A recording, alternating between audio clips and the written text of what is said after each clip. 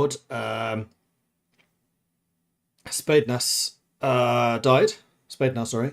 And Queen Skuld has taken over, who has been an absolute boss at fighting. We've been in numerous wars, but especially this last one, against the Khazars. They have been invading kind of successfully. We've been holding them off. This war has now been going on for 6 years. And this is a war for our crown. So we kind of need to win this one. We've had a number of uprisings. We put those down. Those have been defeated. But we have a looming problem, which is our prestige has gone down from 2,000 to 124.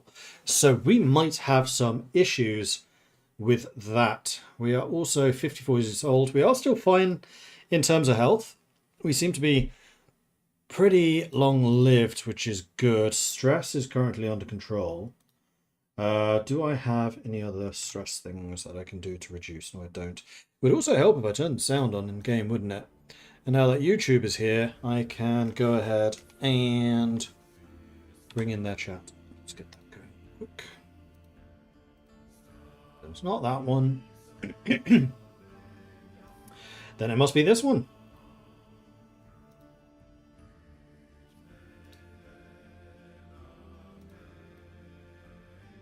Let's pop out. No, that's the stream. That's the last stream. You lied to me, YouTube.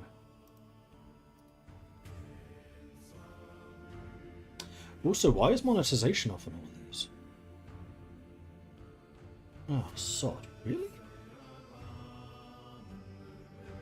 Huh. It's been off since January.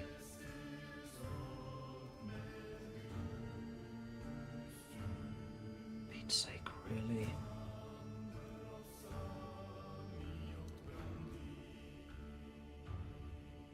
Well, that would explain why my earnings are down. That's irritating. Alright, I'll fix that later.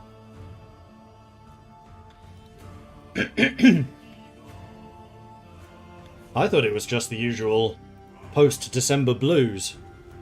But no, it seems to be the post-December we're not actually paying you at all blues. Alright, well, that's good to know.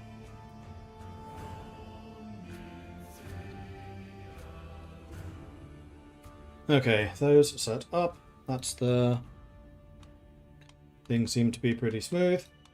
Okay, so yes, the war is going to continue. We are going to continue fighting against the Khazars. Unfortunately, they may run out of money. Prestige-wise, they're doing really, really well, but I think that they use cash. And the last time I checked, their cash was like 300. So hopefully they use money to reinforce. Because this has kind of become a bit of a war of attrition. And with that in mind, we are currently chilling back at base. Let's go ahead and split you up. Send half of you up to Charla. So that we can... No, not Charla. Split you here. So that we can get the supplies from both forces.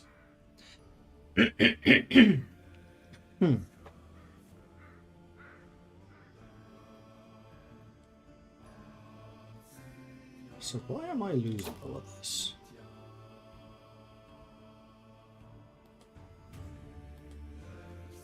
Fortunately, there's no scroll bar here. Oh, it is just the raised armies. Okay. I'm kind of wondering if I should just turn monthly reinforcement off, see if that fixes anything. No, not really. But I'm going to leave monthly reinforcement off for a little while. 3 children are lacking guardians. I should probably fix that. So, Sif, you are trying to learn to become a steward, right? Because our former really good steward died. However, you seem to be pretty good at it, so let's have you do that. And also for Darla, who is the new heir, because everyone else has died, you are trying to learn fighting. Oh, I could teach you that. Yeah, I'll teach you fighting. And then we've got Thora as well, who is trying to learn learning. And then Rajava can teach you that one. Nice.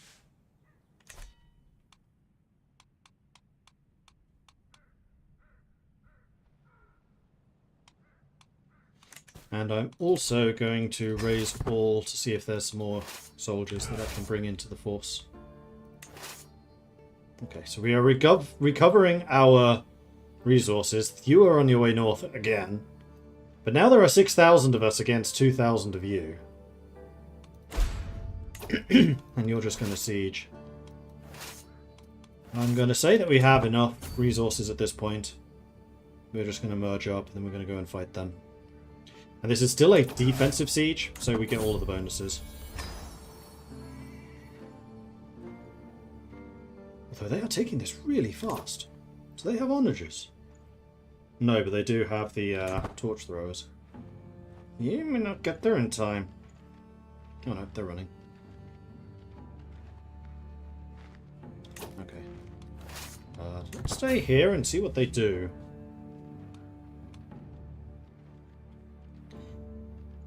Because with my significant numerical advantage, I might be able to go on the offensive slightly. They're down to 4 gold. They're almost out. But then again, so am I!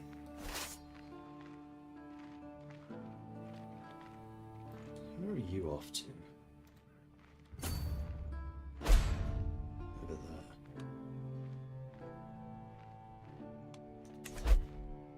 I wonder if they're just going to try and run away from us. Hybrid culture, Arslan.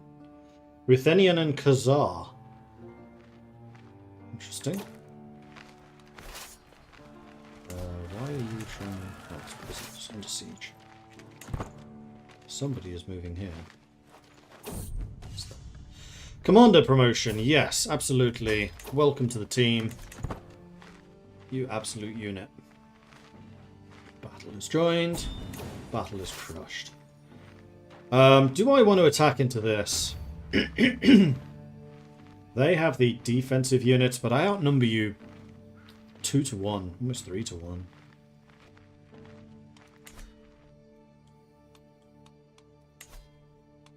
But after this, I am out of prestige.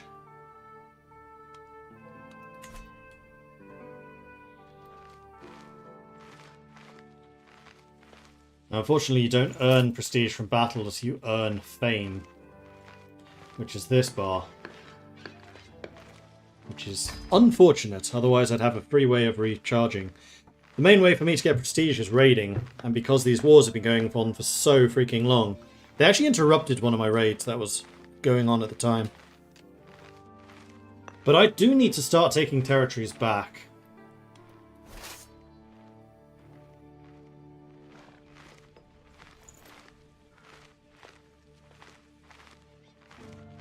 Let's put a save in so I can decide not to do this.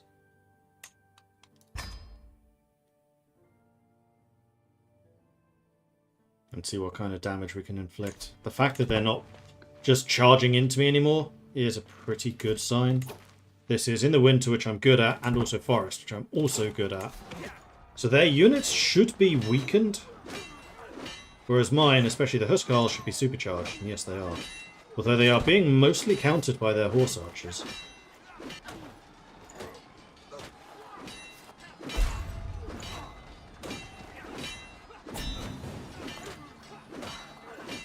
Oh man, that was bloody. Good grief. 60 guys left. 60.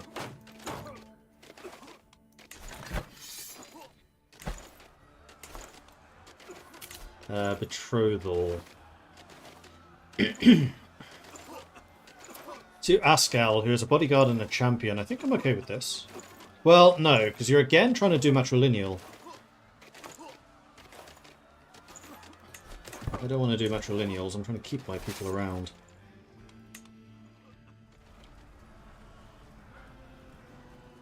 What were the actual losses like? Yeah, see, I lost 1,500. They lost 500. Now, most of those losses are probably levies, they are. But the ones that I cannot recover are like the Huskarl losses.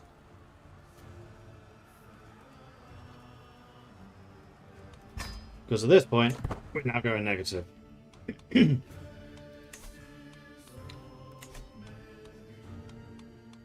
But Tambov should be a pretty big swing in our favour. It's an 11. Dukova's the big one. Child of my blood. have any more people to raise. We've got 2 more champions coming in. Bring them in. Oh, you're sieging me down as well. Bastard.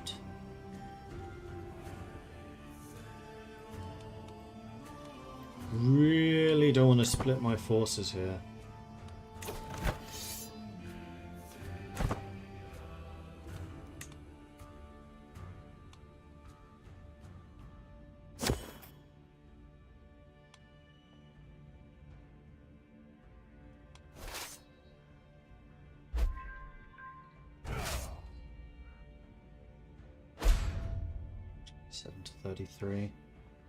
You don't seem to be reinforcing, though.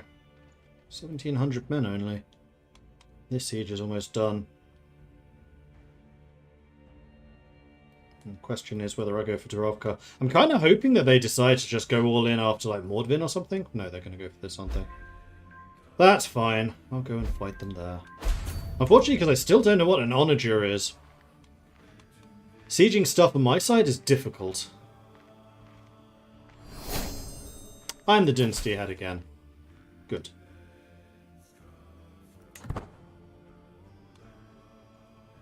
How close are we to the next legacy? 2250.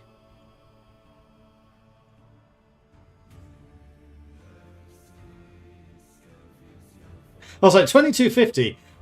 I'm sure that I'm mapping correctly that 2255 is higher than 2250.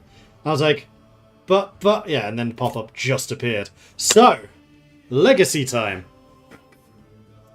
I think it's kind of got to be Squire traditions. We've just been dominated by warfare recently. So I think what I'm going to do is I'm going to make a decision. And I'm just going to go Squire tradition. Like we're fighting. That's all we're doing at the moment is fighting. So our family are now better and they're also less likely to die in battle because guess what? So many of our people have been dying in battle. These are all slayed in fights. 3 heirs dead. Alright, this should be an easy fight for us because this is on our terms. This is the 3rd king that we've lost as well. Ah!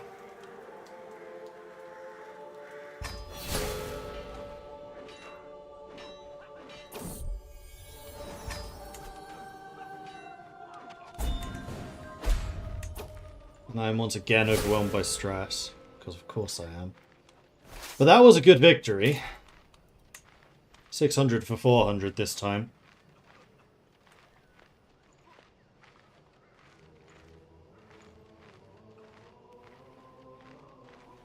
The levies didn't take as much of a battering that time around. They seem to be getting a bigger collection of different units.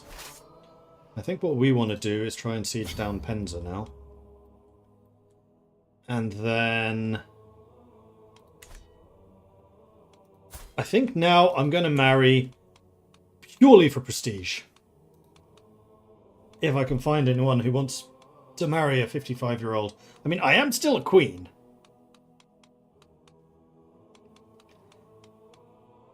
I am not finding anyone, though. No one of a high rank.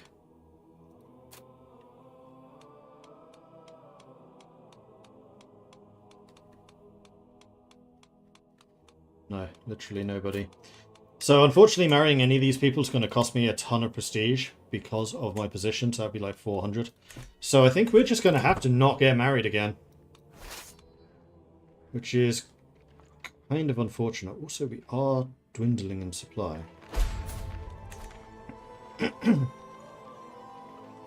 My friend Thordis died. Now, are you losing resources? Nope, you are still gaining somehow. But you're down to just 1,300 troops. Marshal unlock. Sappers. Ha! And Bondi count as spearmen.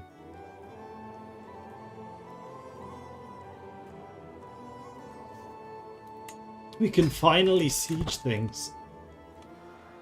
Finally.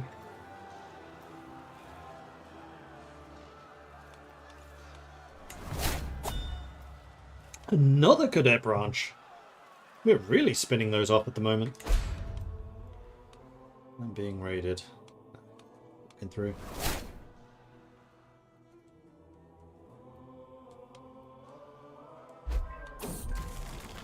Mental break. Another one. Imposter. I think we're going to go for a bit of a smoke. Try and reduce that stress a bit.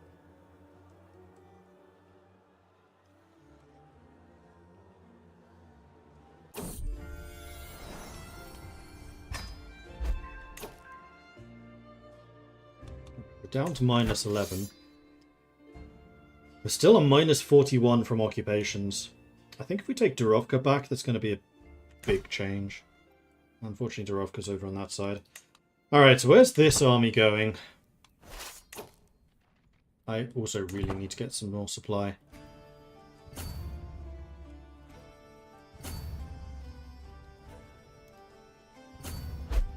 think you're going for Tambov. Let's see if you turn around and come after me or not.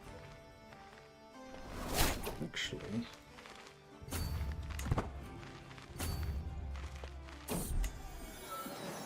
Wet nurse died.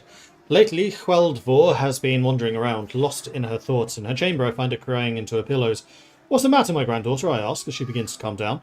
What happens when you die? I just wonder if my wet nurse Sophia is all right. She takes a big sniff, holding back tears. Maybe she has to nurse from Loki now.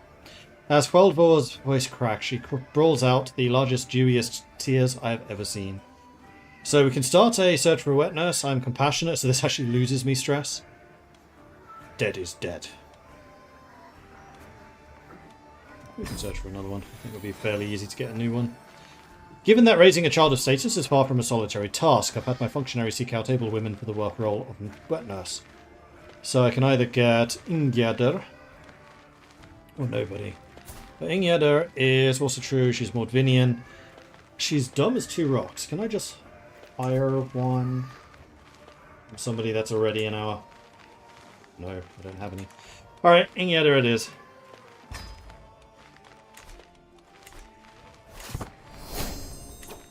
And that has reduced my stress level, which is nice.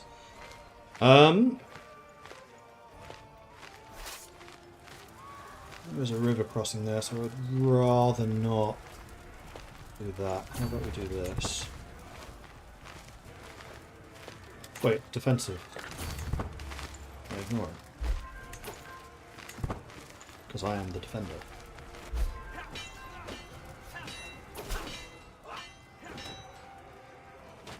Heard of your dispute with the cold-hearted knave Ulkan, a most contemptible excuse for a man. Given our mutual interest, I'm sure we'll get along well.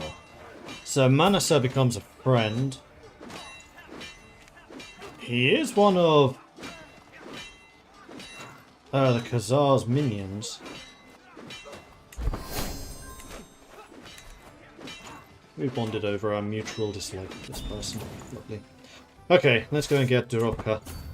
This will give us a little bit of a breather and should also relieve the pressure of this war. But now we are starting to get positive in terms of war score, although it is definitely costing us quite a bit. Council position, we need another steward. Kuntuvdi seems like he'd be a good choice. Yeah, because both of the powerful ones don't really do anything. You should still be converting. Oh! Old was true. I mean, convert that, but... Oh wait, that's not in my territory. Yes, it is. 3 years to convert, but we have basically converted everything to Austria. I'm quite pleased with that. Mordvinian is also growing. Good. Good. A lesson in Luca. My granddaughter Dala has just finished a lesson held by Kuntivdi in the management of the treasury and the coin therein. Dala seems to have taken the lesson somewhat to heart.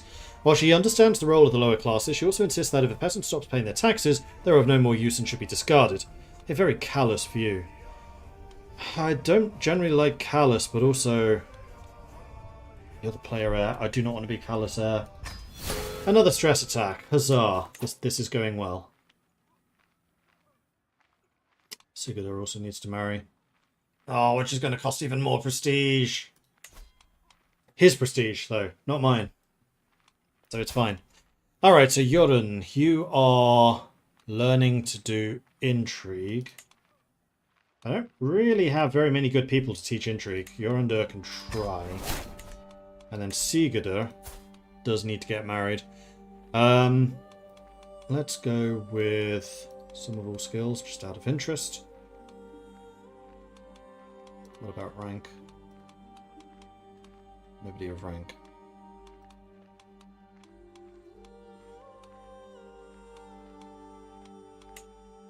Yes, there are.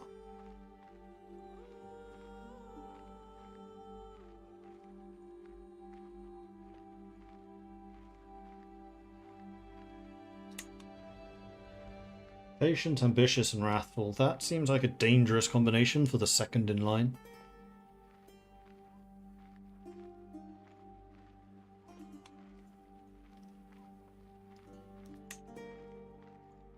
But this gets me a whole...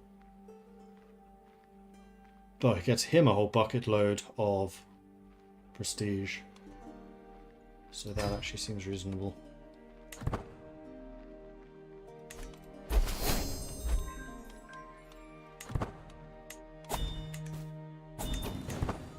Okay.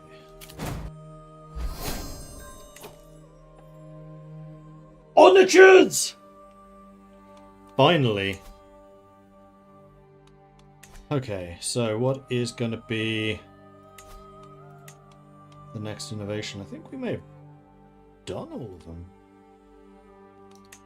We have. But because we are tribal, it's going to be very difficult for us to do the next one. But I'm thinking maybe mangonels first.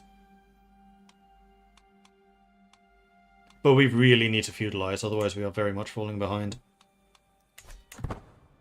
So I think we have a new objective, and that is to feudalize fast. Can I do that already? No. Right, I need the absolute tribal law, which I could actually do. Oh, not anymore. Because I don't have the prestige, because of course I don't!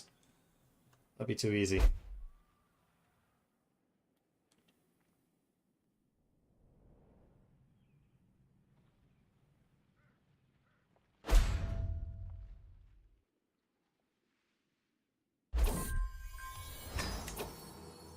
We are winning for the first time in a long time.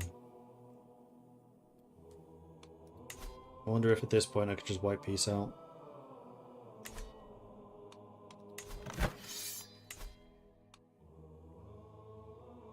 He would accept.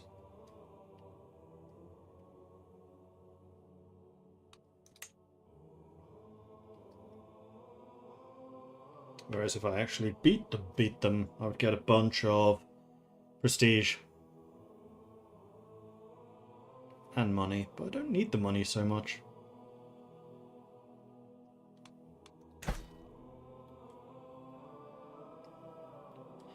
I would be pretty okay with a white peace. That would give us a truce against Khazars for a while. And that would allow me to start raiding in order to try to rebuild my strength. And also build some onagers for future conflict. Which I think is probably going to be quite important. This war has been going on for 9 years. I think we're done.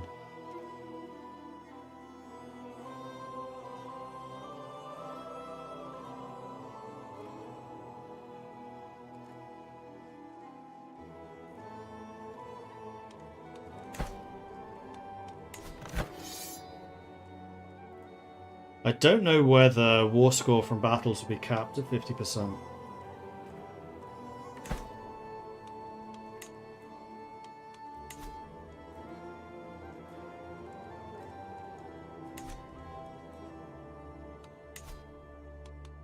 Oh! Oh! I suspect that's probably causing them problems. I suspect that is definitely causing them problems. The fact he only has 48 herd left. Maybe I do continue. Here they come again. You're actually able to siege that with 200 men? Are you kidding me? 25 people garrisoned. Seriously?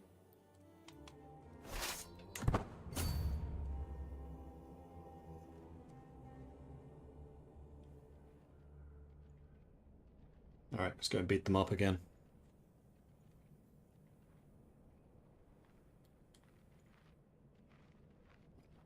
Oh, I did make it in time. They're running away.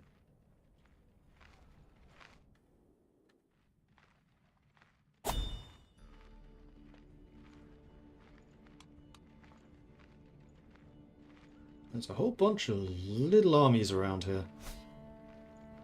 There's one. Dead. It's my territory, so we're going to go up that way.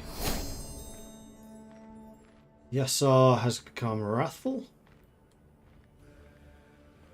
Now this is open territory, so I'm not going to be as strong here. Except some of your units just retreated. But if I can catch you in the woods, that would be even better. And this is defensive, so that bridge isn't going to count. What?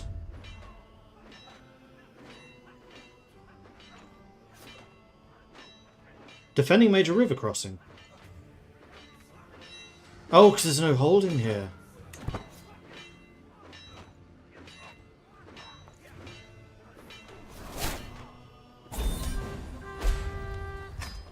Still crushed him.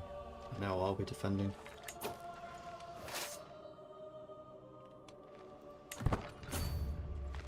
Oh, and there's the 100%. I captured the boss! Alright, well, I guess we win. Oh man, that was a grind. Also, we got super lucky. So he pays me a bucket load of money. I only gained... Oh no, I plus 100 prestige. Okay. So let's send you lot home. Let's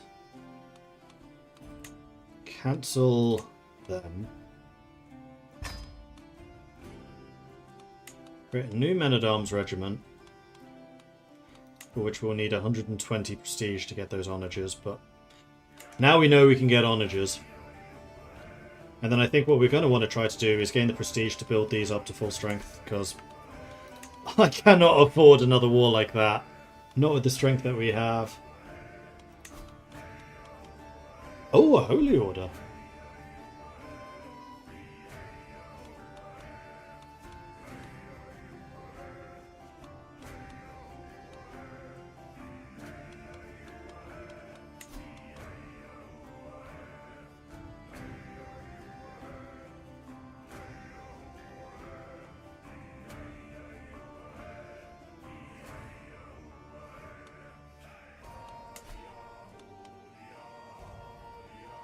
The only place you can get is the city of Kolashev. You would be better off with a temple. Oh, like the temple I gave away.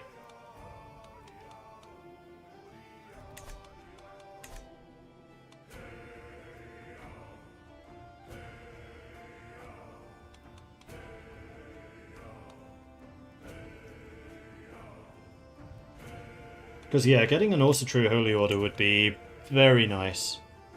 Sigtun is finally converted to not old.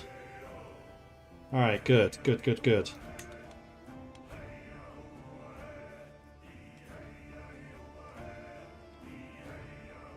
Meanwhile, White Rus. It's Kyiv, there it is. England?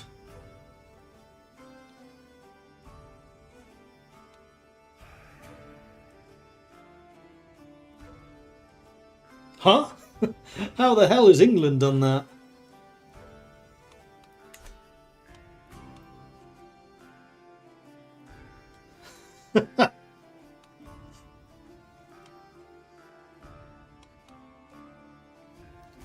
$7,000 troops, so I don't particularly want to fight them right now, but...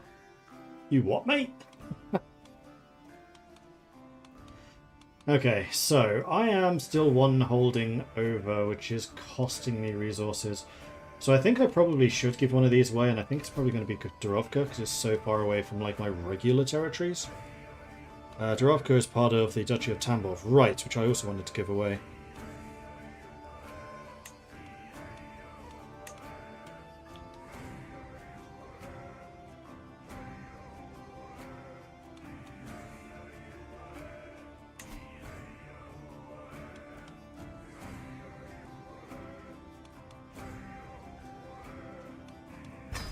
Give you that, which brings me back up to strength.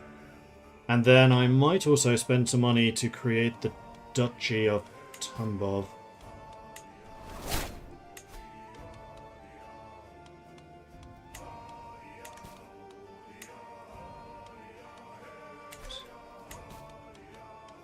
Duchy of Tambov. Create title, yes.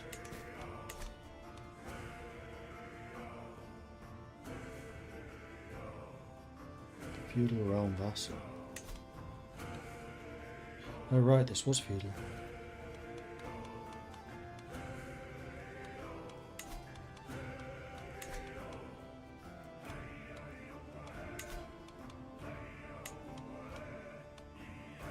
I'll give you the Earldom of Tambov, so hopefully you can modernize those territories. That's given me a bunch more prestige. And actually there was also the Duchy of Voronezh, which I wanted to make. The problem with that is I didn't really have anyone to give it to. I think I'm basically just going to need to make a decision and give it to one of you two. It'll be for a future ruler to try and get you to be the right culture and religion, though actually that's a problem that you have too, you are not. But you absolutely adore me at the moment, so hopefully you'll accept the conversion at the very least. Exiled Azarikas. Religious persecution is rife in the Sheikhdom of Hadithat Anna, where Imami nobility is forcing the conversion of the Azarikas. You are welcome to join us. That gives us 1, 2, 3, 4, 5 more development.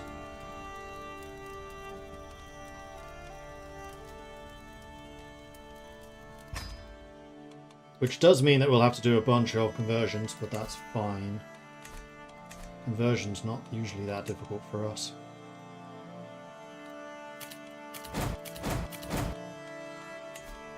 So then the next question is, to whom do I want to give this title?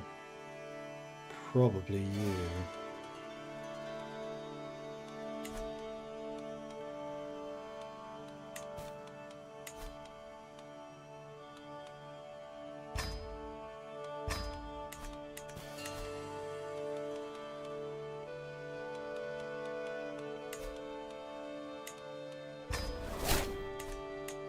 Okay, so our realm has now been subdivided into duchies, which usually makes it much more easy to control, because I don't need to worry about individual counts being disloyal. I just need to worry about the dukes being disloyal. Because if a count rises up, it's the duke that deals with it, not me. But for myself right now, we really need to do some raiding. How are we doing in terms of replenishment? We need to just wait a month or two. Good. Oh, we could even hold court while I'm here. Sif comes of age and has become a level 2 thrifty clerk. But we should get you married. Yes, to whom?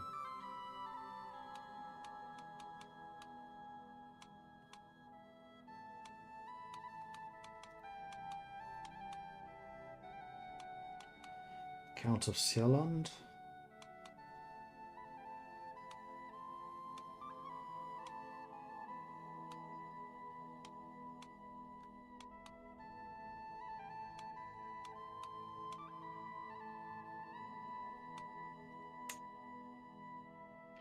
That would get you a lot of prestige, and would mean that we would be in line to inherit Sealand, because this is matrilineal.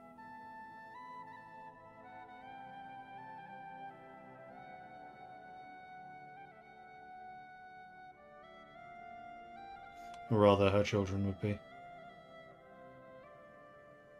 It's a good way to get our foot into Europe.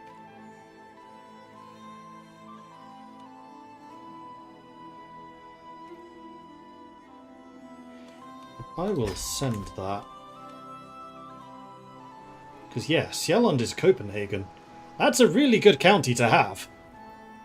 Oh, it's in Sweden, not in Denmark. As it should be. Okay.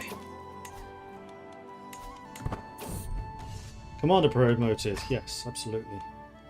I desperately need more champions because we are running a bit low. We do have situations. You have unhandled court events. Yes. Oh, that's what this is. Okay.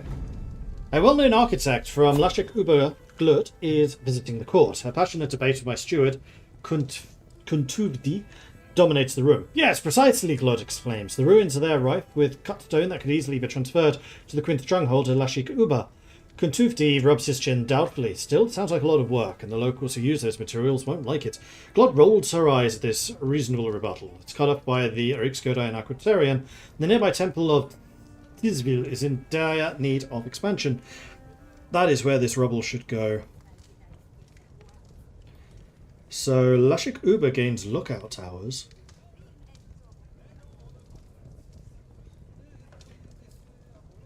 Or Tisville gains the chapel.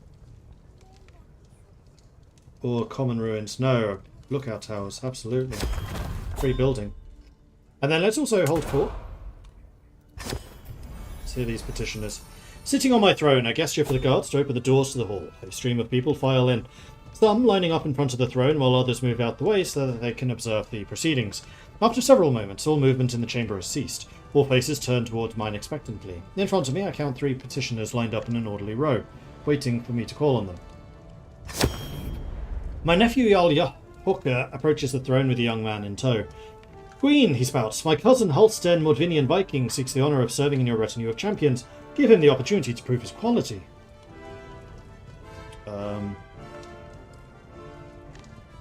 Yeah, absolutely. Is he any good at bodyguarding?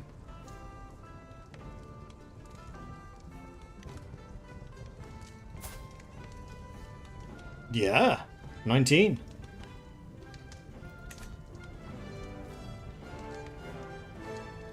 Oh, dismissing a bodyguard would cost me 200 prestige. Never mind.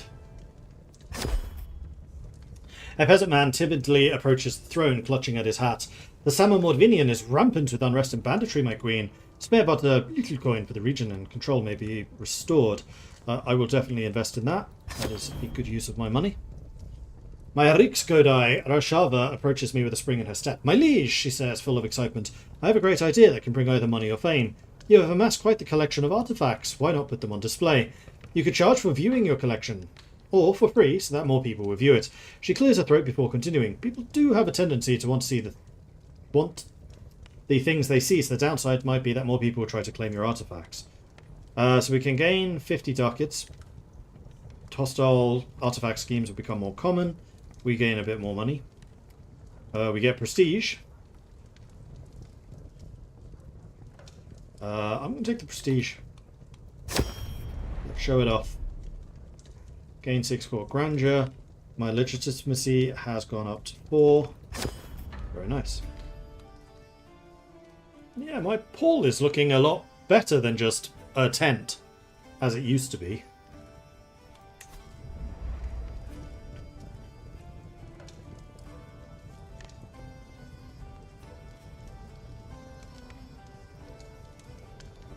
Oh, that's what those shields look like.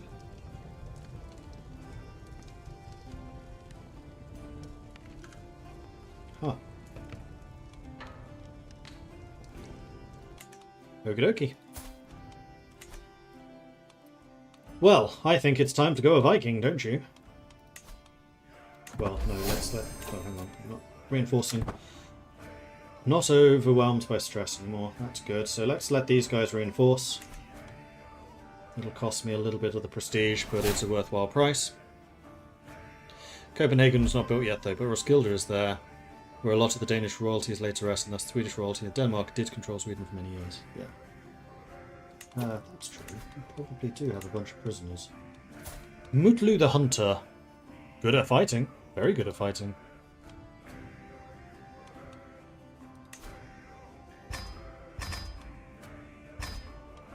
Captain Cracker. Mordvinian also true. I will absolutely recruit you. Oh, very good. Icta the Brave. Another one who can fight. Cat. Another one who can fight. This is a good source of knights. Arnie Rowdy. Another fighter. Koshel Rav.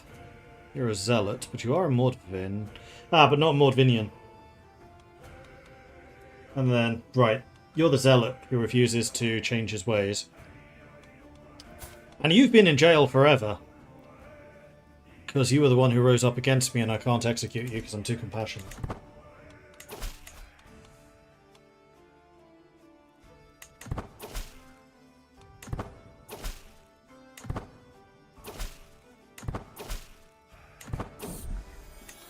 Darla's first enrobing. As I patiently await the fetching of my clothes, the servant stutters, nobody can find your garments. Ah, we have another princess of fashion. It'll be Darla this time. Well, someone definitely should take that title.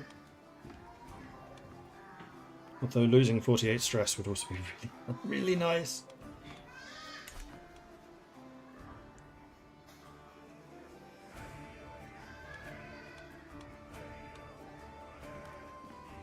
Ah, Princess of Fashion. It's gotta be. We've gotta go with that.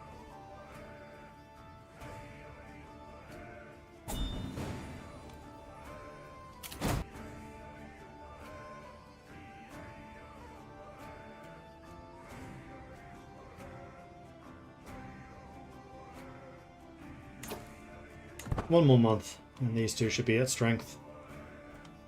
And then the raids can commence. We should check to see if the Byzantine Empire is Viking at the moment or not. We are full strength.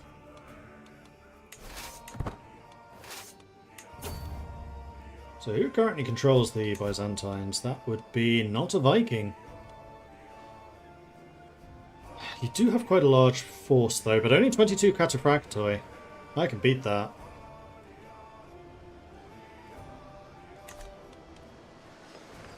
Is it time, I wonder?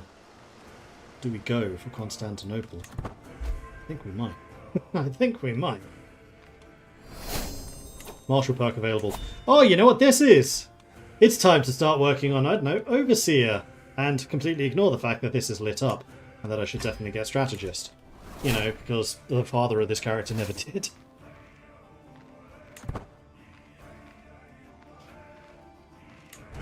Still think that's kind of hilarious. Do I want to be the one leading this? Not really, although there is nobody else that is really qualified to be a general here. I mean, you're a pillager, so we could get you some more raid skill, so I think maybe Vikai Silic. 46, not very well, though. Anyone else? Not really. I guess it's going to be you.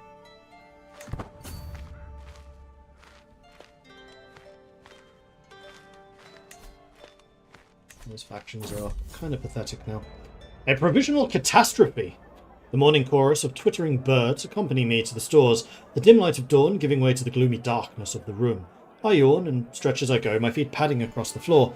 Once my eyes adjust to the lack of light, a culinary tragedy is unveiled by them. Apple core, scattered crumbs, bones flensed clean of meat. My shocked eyes scan the room, but everywhere find yet more evidence. Suddenly, in the corner, a soft, contented burp. Ingeda!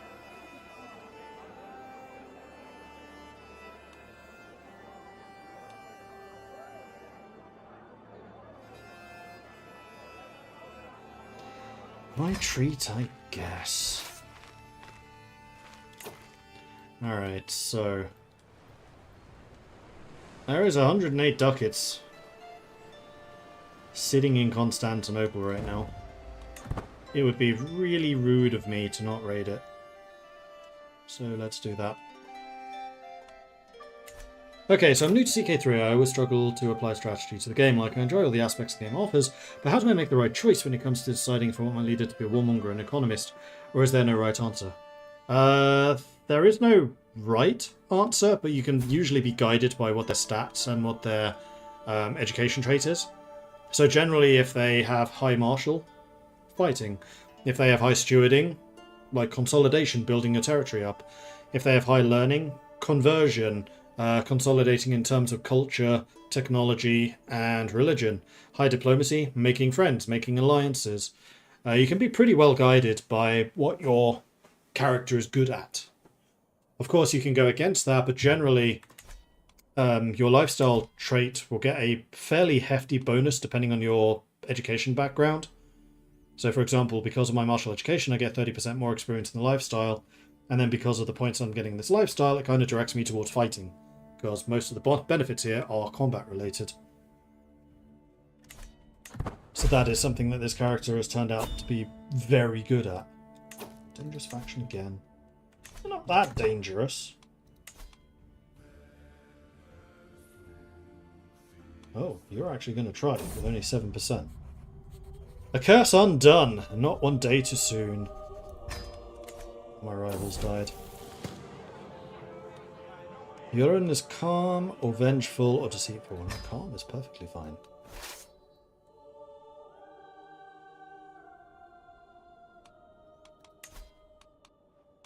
So a year and a half before they appear. Okay. That's fine. It's just going to be a bunch of peasants.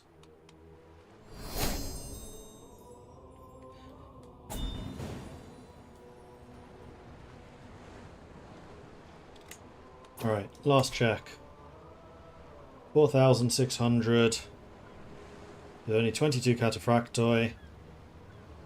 Most of the troops are going to be skirmishers who do counter heavy infantry, which is what my guys are. But even then, I'm still relatively confident in our capabilities here. And I really want to raid Constantinople for 136 ducats. I just hope they don't attack me while we're still disembarking. But we have a raider in charge, which means we are raiding extremely quickly.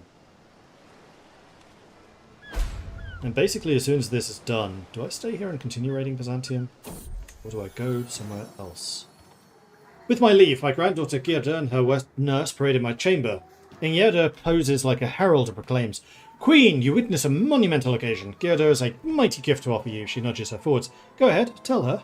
"Grandmother, I lost a tooth." My granddaughter proudly presents her toothless smile, handing me a pouch with a fallen tooth inside. Yeah, I got a tooth. Except I didn't get a tooth. I wanted the tooth. Boom. Constantinople has been raided. So, do I continue raiding this area or not? You have 7,000 men?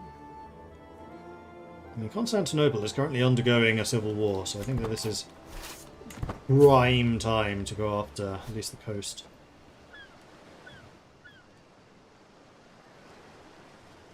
And should be a good opportunity for my raiding guy to get some experience.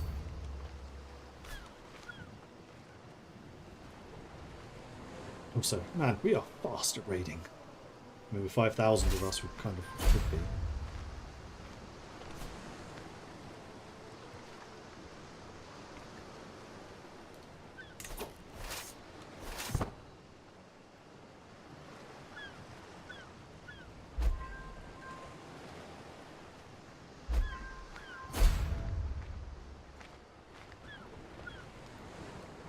Fortunately, the coastline doesn't have that much money, so where should I end up going? I can still raid along here. There's actually a fair bit there. I think that's what we'll do.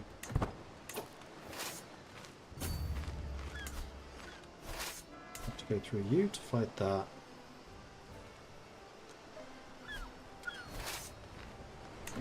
Some experience.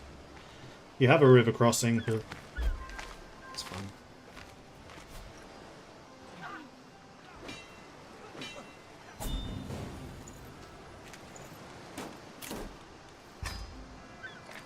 just need to hope that we don't come across the main army. Though even that, I think I'd be fairly confident of being able to beat.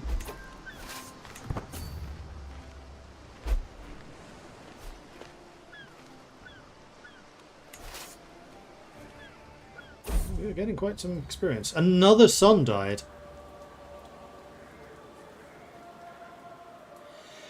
The conflict between Matai and Tambov interested me little, till my council's summary of the Battle of Durovka appeared. I know immediately that something terrible has happened to my son. There amongst the dispatches it reads, we confirmed that Duke Arundo was killed, staunchly resisting the Tambovdian archers. He was struck by a stray arrow during a fierce skirmish. I could not have saved him, but no parent should outlive their child. So that's 4 of the 7 gone.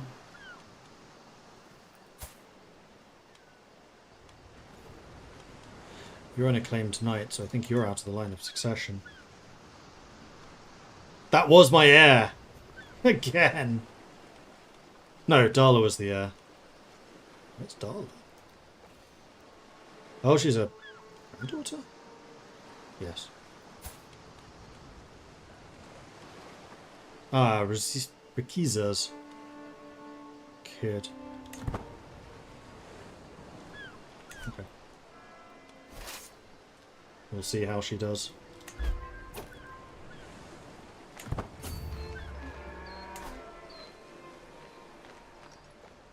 I think I might just bypass the castle and just go for the barony.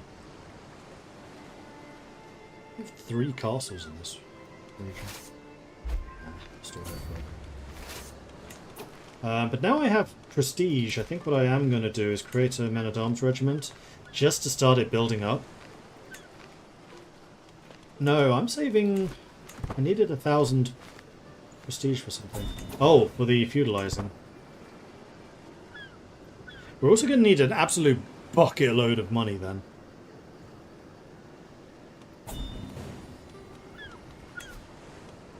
Oh, 2 months until you're going to attack, so let's get back to the ships and head home. Get ready to fend off attackers. Commander promoted. Sounds good. More the merrier. Here. Coming back with 178. Which will be enough to press the button if we want to.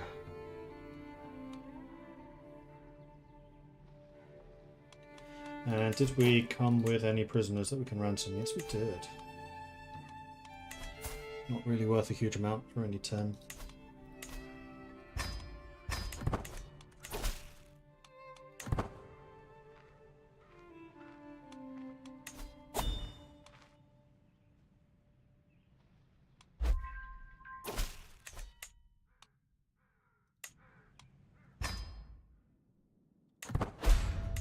So who rose up and where?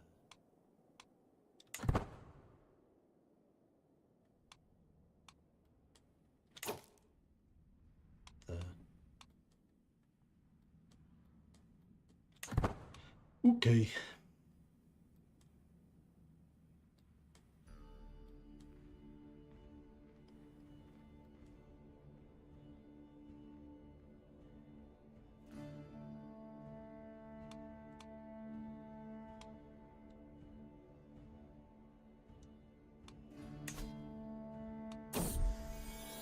Sarkar's first words. Hurry, my liege, you have to hear this. The wet nurse Ingidir rushes me into the granddaughter's chamber. Ingidir points at Tharga in excitement, so I lean towards her and listen. Ma. How delightful. What else can she say?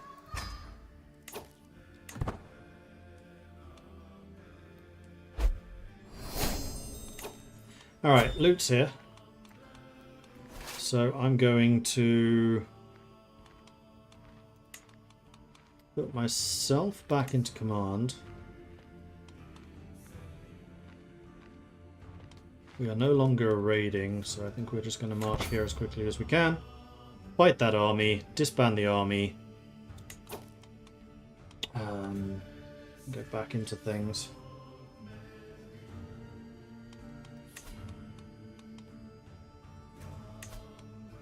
Oh yes, need that.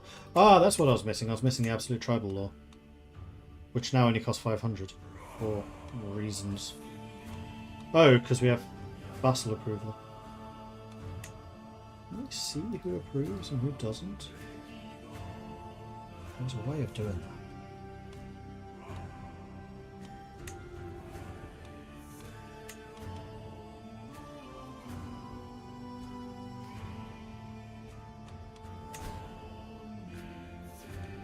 No marshal. How long has that been true?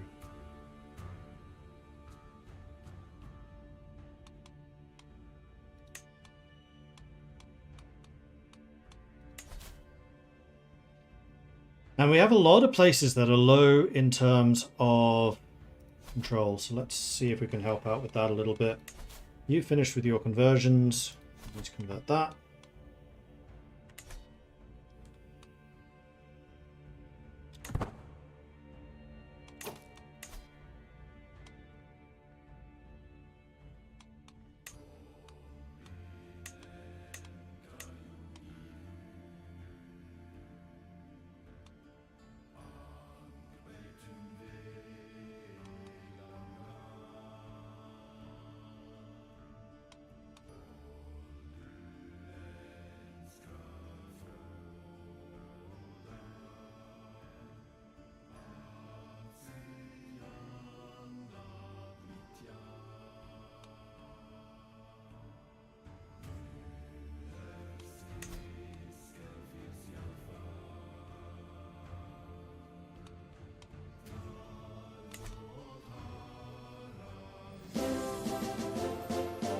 Huzzah! Alta Hunger Kunga coming in with 58-month resubscription. Thank you very much for the ongoing support there. Very much appreciate that. Thank you, thank you, thank you. Ahoy! And Mud, that's me. Thank you also very much for the follow. Welcome to the channel. Good to have you joining us. And the Northern J, thank you also for the follow. Welcome to the channel. Good to have you joining us.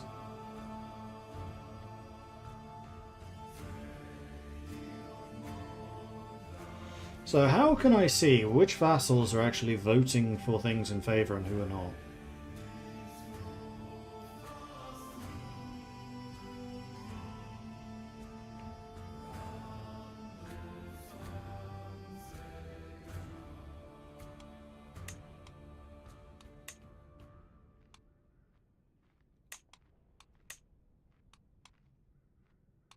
Here I can see them, but I can't see it for the...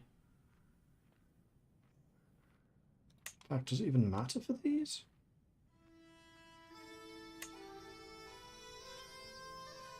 Don't think it does, so I don't know why that prestige cost has come down. I'm not going to complain.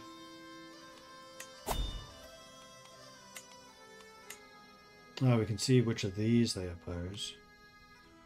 No, that's in total.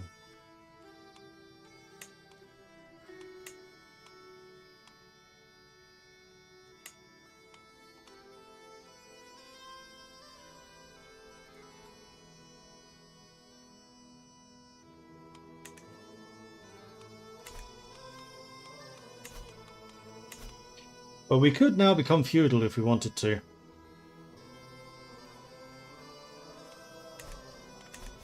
How much will that cost me? I suspect a lot, because it will switch from prestige into money. And I have a lot of special troops.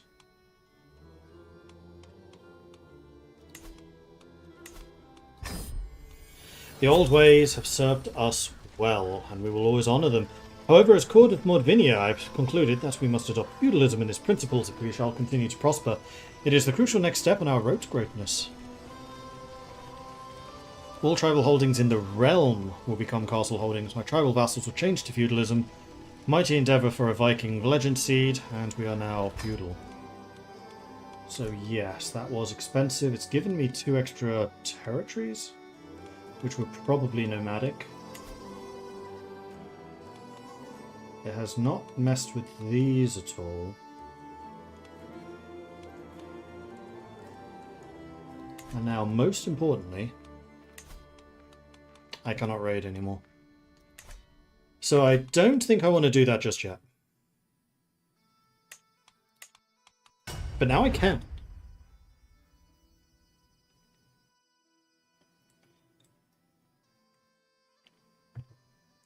I think I probably want 2,000 or 3,000 ducats in the bank before I press that button, which I can achieve through raiding. Although, having just gone up to absolute authority, we're probably going to have more factions and unrest. Although at the moment, no.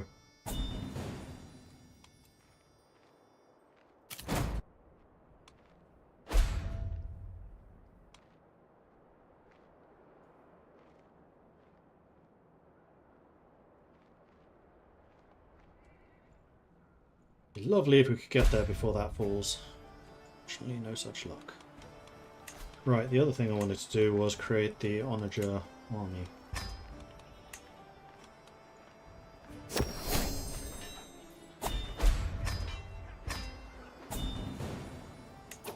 There's the victory.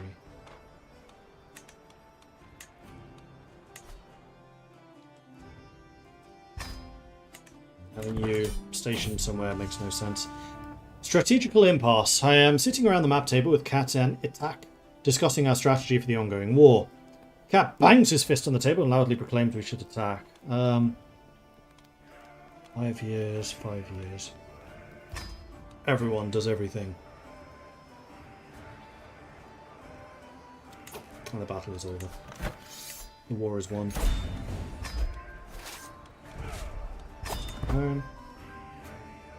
We'll take a moment to replenish. Guardians I can do. Quelled for is martial leaning, definitely. Which is probably me teaching you.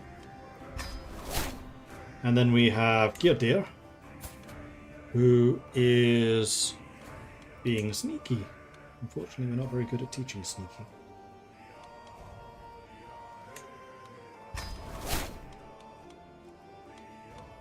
And Thora can get married.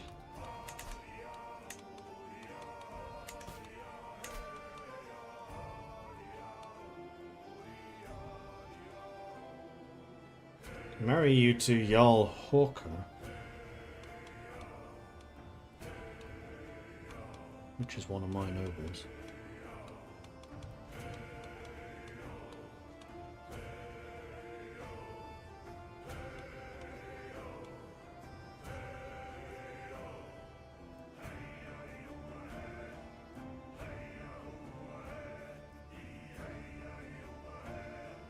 Except that would be a familial marriage, which is just, I don't even know why I was considering that. Son of Orskill. Starker Skull, however, is really good. So getting him into the family, I think, would make a lot of sense. Especially as there's combining Hail with Strong. Yes. Make that happen.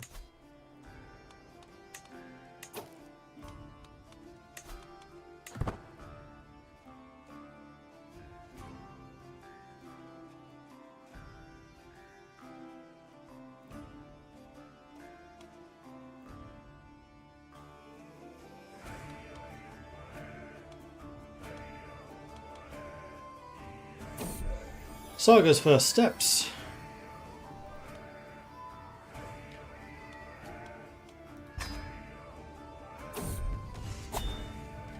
Demonstration of leadership. Countess Alva of Suggen has been hovering around my council meetings lately. Knowing her interest in the matters of leadership, I cannot help but feel the woman's waiting for me to impress her. Let's discuss methods of communication. What comes around? An excellent sermon. A perfect rite. As we depart the temple, I, of course, dignify the go-day not only with coins, but all of the jewellery I can spare. Some look upon me askance, but gold is a fleeting thing, heavier as the weight of guilt and shame. And then I noticed my granddaughter looking at me, intrigued. We have a lifestyle. Prepared conscription, army gold maintenance reduced. That sounds like it might well be very useful. The past few days I've noticed my granddaughter, Huldbor, giving away many of her toys to other children. In rare moments among the commons, she badgers me to give to beggars and stops to weep at every poor widow's tale of woe. So you've become... You have a high chance of becoming improvident. I lose improvident, I gain changed ways, which gives me more stress gain, but also stress loss. What am I doing? I'm being old, is what I'm doing. Legitimacy gained. What am I at? 4 out of 5. It's very hard to get 5. Alright, so have my onagers gained enough strength? Not really. Neighbouring ruler lost a war. I mean, that is another thing I could do, is try to take out more territory.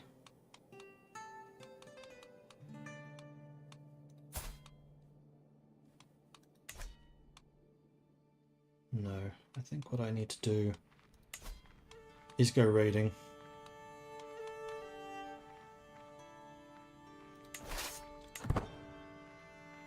No, the onagers aren't quite ready yet, but that's fine.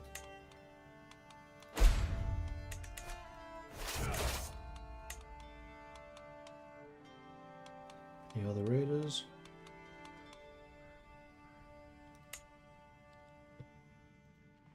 Okay, so this time, where to?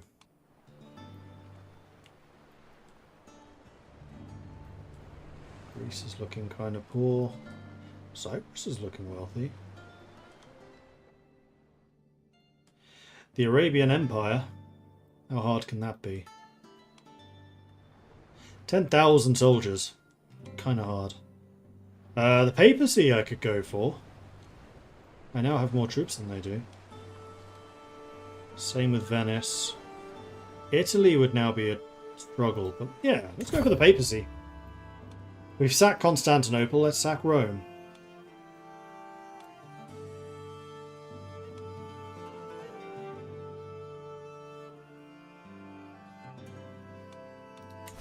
I think what I'm going to do is I'm going to go until I'm 65 and then go feudal, wherever I am. So Darla has come of age, she's left my care, enthusiastic but no surprise she's done well in studies of war and combat, showing great aptitude for both battle tactics and management of armies. It is a shame that she will never command them. Well, as the heir, she will. Skill tactician, level 3, that is the same as we are. Yes. And now to try to find you a spouse.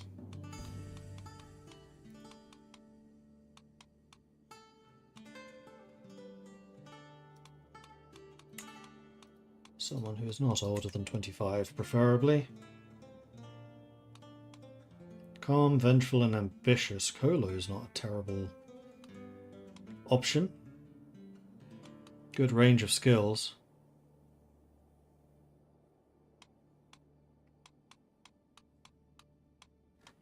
What about people who are good at martial?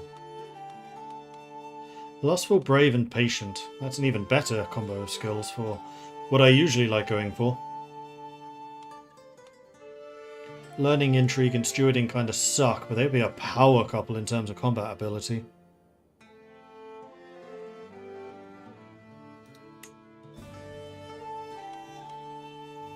You'd start off with pretty significant negative prestige, but I think that's fine.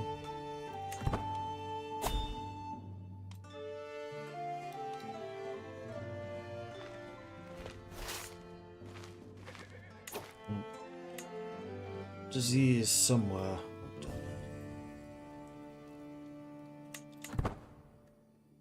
Not particularly relevant to us.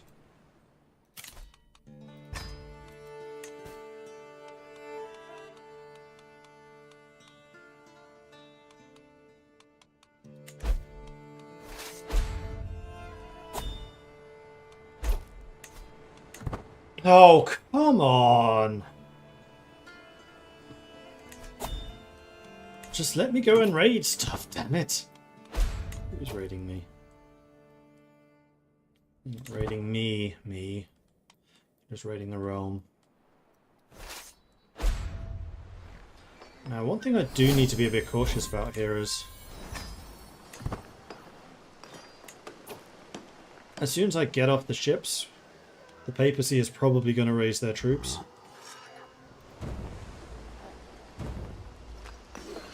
So I think what I'm going to do is get off up here and hopefully give them the runaround a bit. Struggling with my duties, I once again failed to wrap my head around the daily machinations of the court. Sadly, no one could mistake me for a scholar or even an able bureaucrat. I stare down at the pile of stone tablets, having forgotten why they are important. Rereading their contents yields no clarity, but the exigencies of the state demand I make some decisions. However, we were ill-informed. So try to address this and gain, maybe, learning.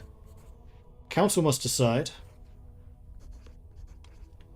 Or a bad decision is better than no decision. I'll take the stress loss. And we generally have very good marshals who can clear up control problems. I am now the righteous. My liege, have you heard what they call you? My courtier Ingrid says to me while widening her stance. They call you the righteous. Spectacular, is it not? It's on the lips of all peasants and nobles. A cause for celebration, I think, she exclaims with a hearty tone. Alright then, skull to the righteous of Mordvinia. Meanwhile, we have arrived.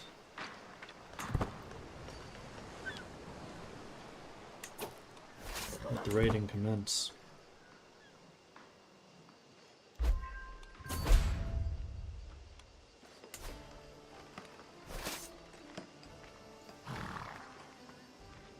No answer yet.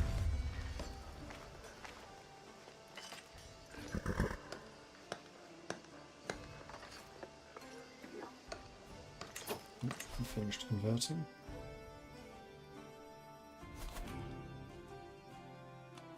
And you finished promoting, which is nice.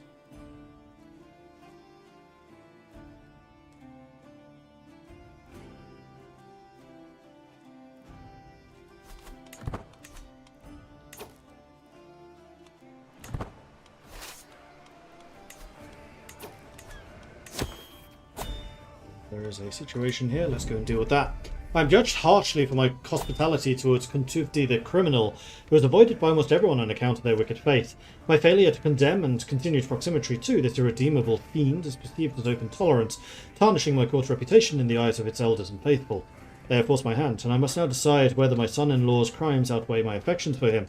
Surely something must be done. A courtier is really so hard to replace? Not my place to judge. There's a bunch of grandeur. Oh, he's good. Sod off.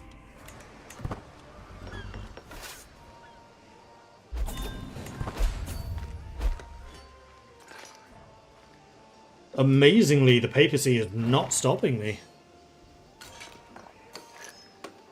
Haven't gone for Rome yet, but it's right there.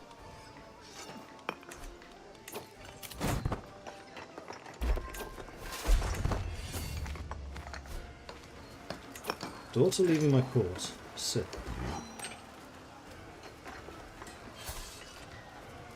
Fine.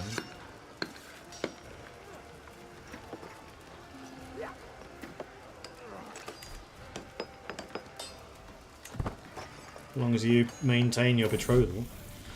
My granddaughter, Hweldbor, has been asking me for a rolling hoop for some time. I told her I'd get her one in 3 months if she displayed more focus in her studies. Deceiving.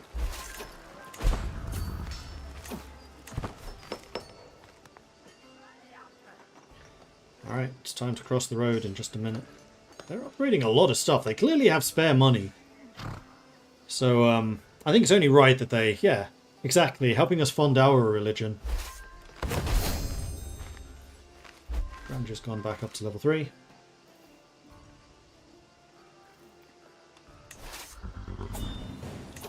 You're now a level 1 raider, so raid speed has gone up and hostile attrition's gone down. Alright, here goes Rome. That's until that goes. Court Granger's level 2 again. So does it actually change in looks? Yes, it does.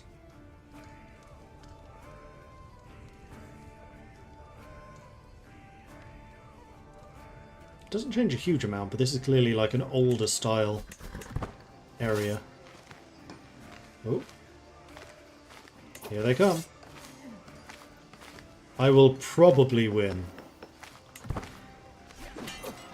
I have a +2. I do outnumber them. Their light footmen are rubbish. But they are countering my retinue and my huscarls. Their pikemen are completely countered. Their archers are completely countered. Their armoured footman is uncountered. My huscarls are somewhat countered, but they also hit like a truck. My Connie are somewhat countered. The Bondi are mostly countered. And the retinue is somewhat countered. But we're just better at fighting than you. Had more practice.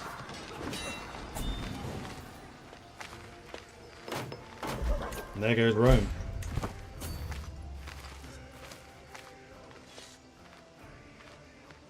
We now have 259 ducats from this.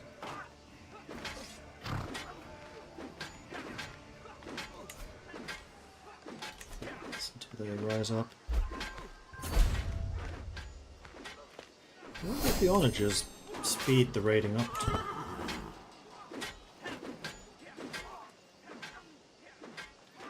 Then I think I'll go there, then there, no, there.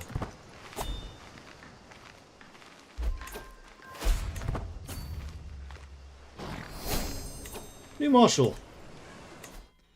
I think it's time for the soldiers of lesser fortune. Make those mercenaries cheaper to hire.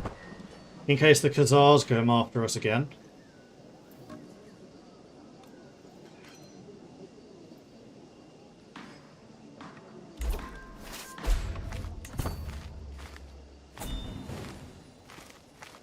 $341 ducats.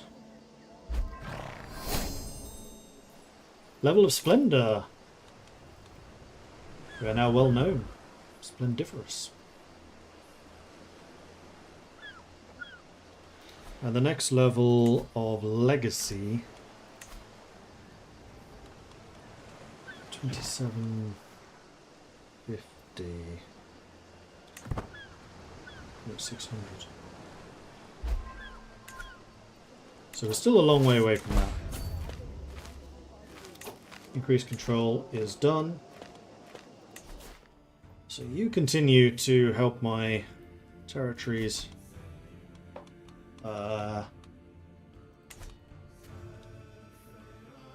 prosper.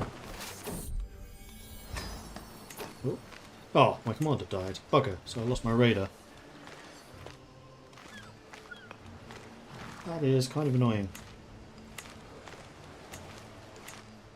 Who's relatively young? You are, and you are a logistician, which I do very much like. Forest Fighter for us would also be freaking phenomenal. You're a champion. You apparently are not. So let's put you in charge. Hopefully you can start earning some raiding capabilities. It's your uprising, so we need to head home, drop off the cash, and then go and do that. Adelaide Fort does take a bit longer.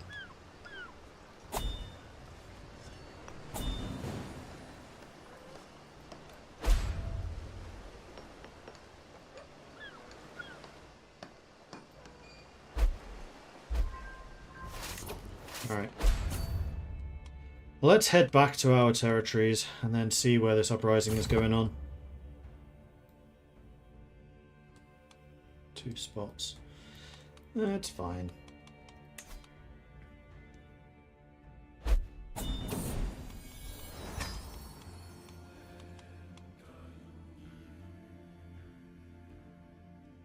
I'm just glad that we have some onagers now so I can actually do sieges.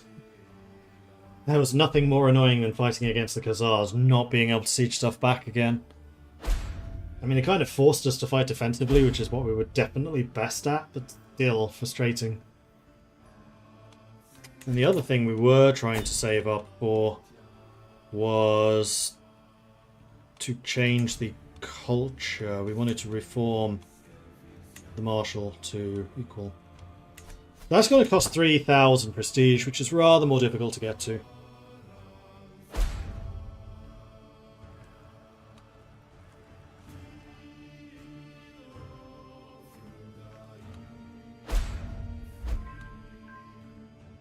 Hostile factions disbanded.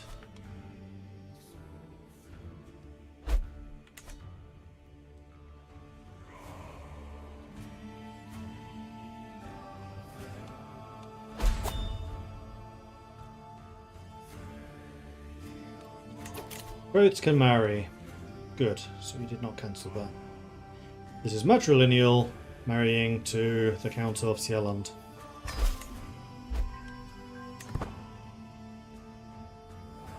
Which will now be of my family. You seem to have merged all of your troops up over there. Oh no, you haven't. They're just getting stronger, slightly. But that's fine, because we're about to drop off a whole bunch of money. Let's go fight them. And go fight them.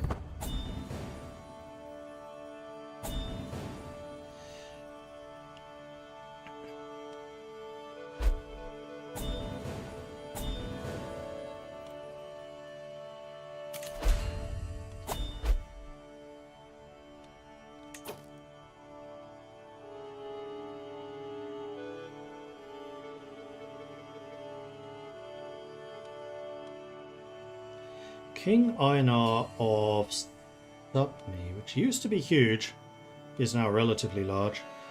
Wants to marry us, probably for the alliance.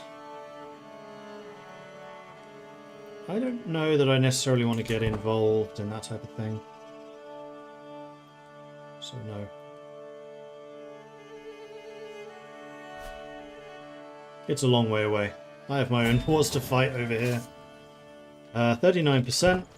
Yeah, they are definitely spawning more units as they siege places down. My granddaughter Hweldvor has been asking me for a pet rabbit for a long time, and I told her we'll get her one in 3 months.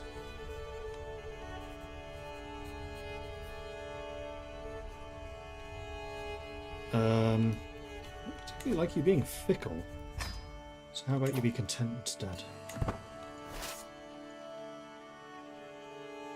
How old am I? 64. Ranger's level 3 again, just because I want to see the difference. Yeah, see, the structure is basically the same, but we have the extra carpet. The walls have got like wallpaper, and it just looks cleaner. So yes, your throne room absolutely does change with grandeur level, unsurprisingly. Minus 46. Ouch.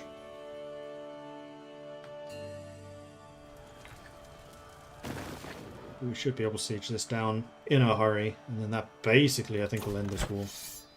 Yeah, we've already maxed out in terms of war score. Combat score. Council position, Chancellor.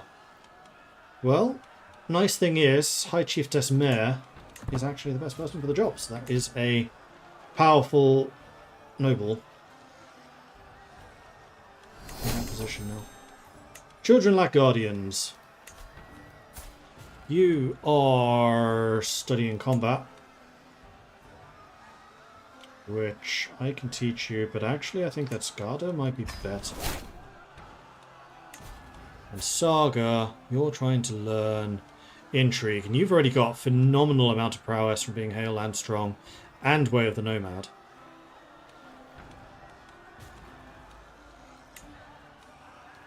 Unfortunately, we still don't really have anyone that can teach intrigue. Oh no, Bothdo can.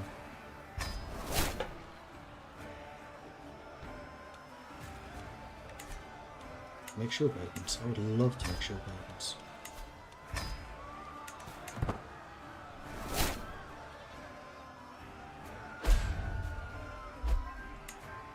$95.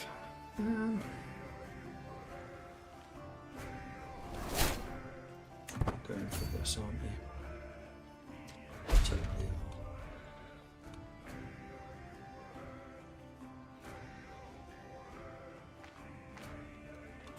Darla's the next character, isn't she? Yes.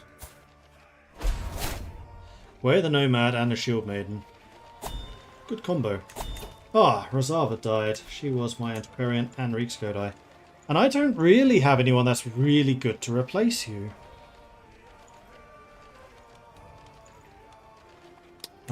Interesting.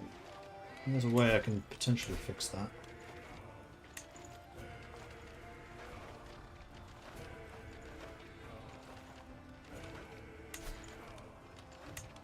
Let's see if we can find a physician.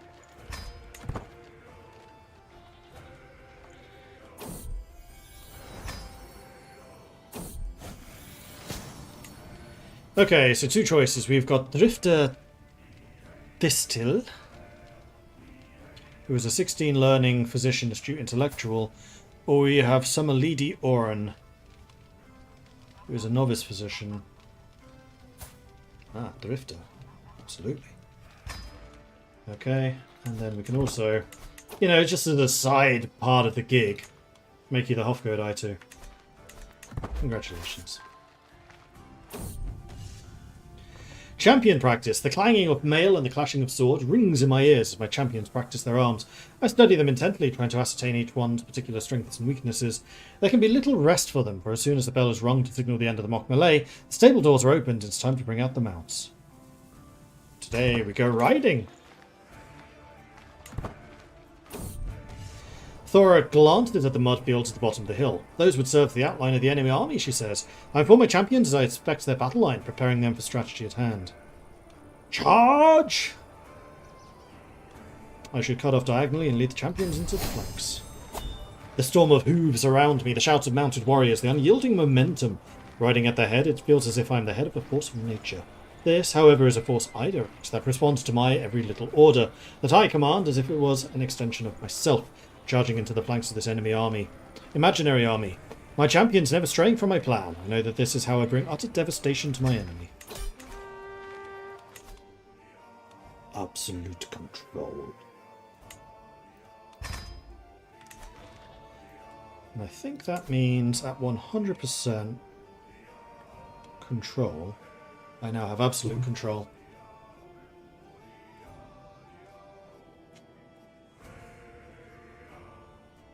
Absolute control is a special state of control enabled by the absolute control perk, denoted by the ruler with an iron grip over the population.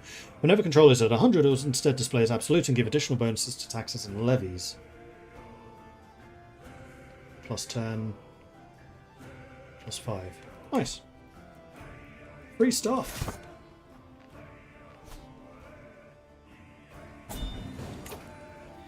Okay, that is all done. I think we can go ahead and dismiss you.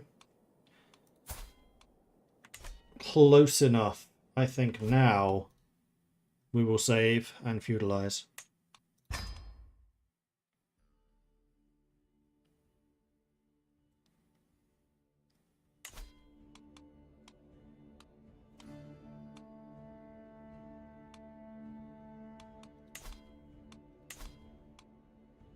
Do it. Do it now. Long live Mordvinia. So we are losing money, but we do have some money that we could invest. Now, what do we start with? Not a lot. So we start with a level 1 castle. We do not have battlements, so we cannot make level 2.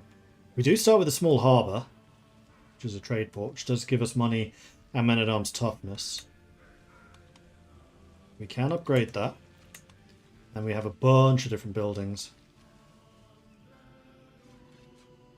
Attacks, plague resistance, attacks, archers and skirmishers, holding advantage, forest, fort level, archers, skirmisher damage, levies, garrison, attacks, building time, attacks, hostile raid time, barracks, here we go.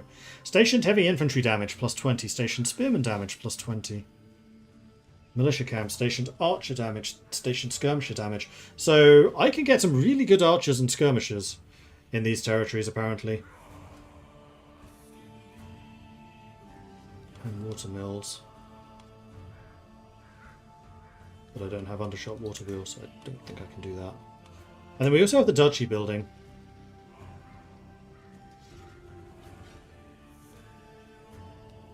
Military academies, men-at-arms recruitment cost reduction, army maintenance reduction, number of knights up, knight effectiveness up, and men-at-arms regiments. March, supply limit, fort level, garrison size, levy, reinforcement rate, plus 5 holding advantage. I can't build this, I don't have stone forts. Ah, here's the siege weapon upgrade.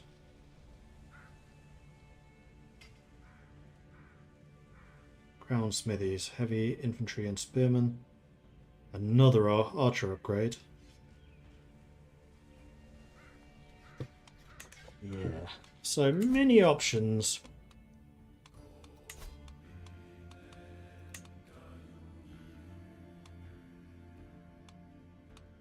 We would unfortunately still lose the Kingdom of Volga, Bulgaria to Sigurda. We have autonomous vassals right now. We could upgrade that immediately to limited.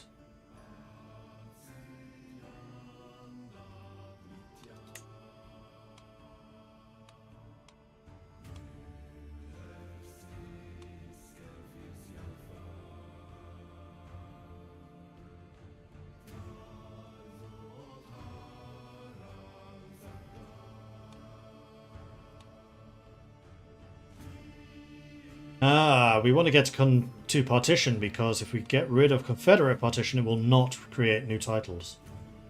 So, for example, Volga, Bulgaria, the Kingdom of, will not be a thing.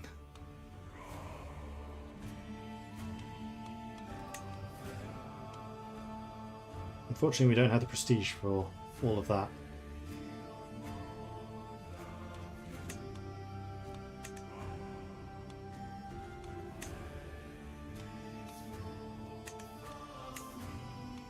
Let's go ahead and pass that law.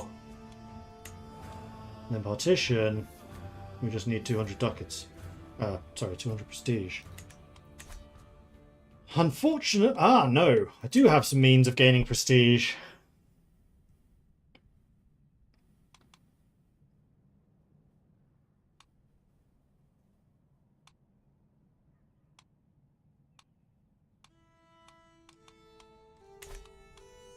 But I'm not sure right now what that should be. Our military size has gone down. We're at our maximum.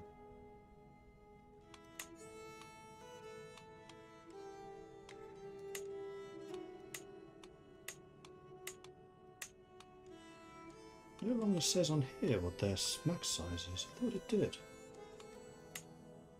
But it's still 7 out of 7, so that's good. But their combat strength is halved.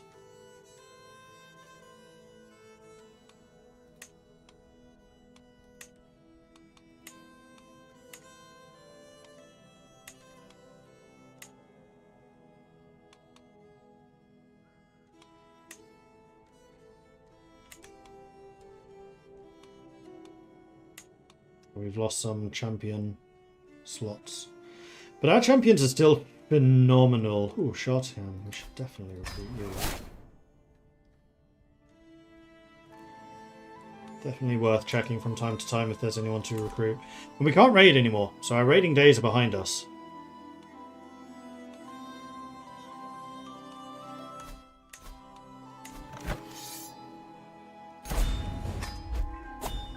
Apparently I'd forgotten to do that. Dangerous faction. Wants to lower crown authority.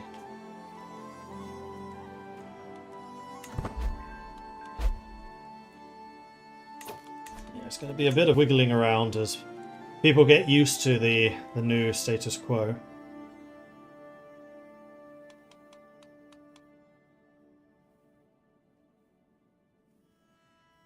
Can transfer you. Why would I do that? Oh yes, I should definitely do that. That is in that duchy, so that makes sense. Need a new spy master. That's not so good. Jarl Hawker. You're a powerful vassal and you're only very slightly worse than Korpan. So let's put you in charge, and that also makes you significantly more loyal. Okay, so we've gained 3 cities, temples. This whole area has just become significantly more well developed. The feudal system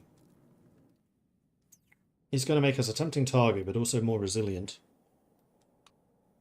And we are going to need to spend a significant amount of money developing our territories and building ourselves up again.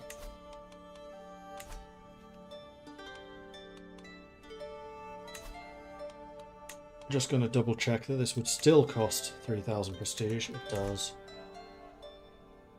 Well, prestige is just something that's going to have to go up over time. We will need to do something to balance the books. We have absolute control everywhere. Faith is a bit of a problem. Morvinland is... Right, we now gain development points. So we're behind the rest of the world on this, but hopefully we can catch up on that. Grading you would be 245. But it does increase development growth, which is nice. So I'd say let's invest in you. Am I going to lose Lashik? I mean, yes, because of the Confederate petition.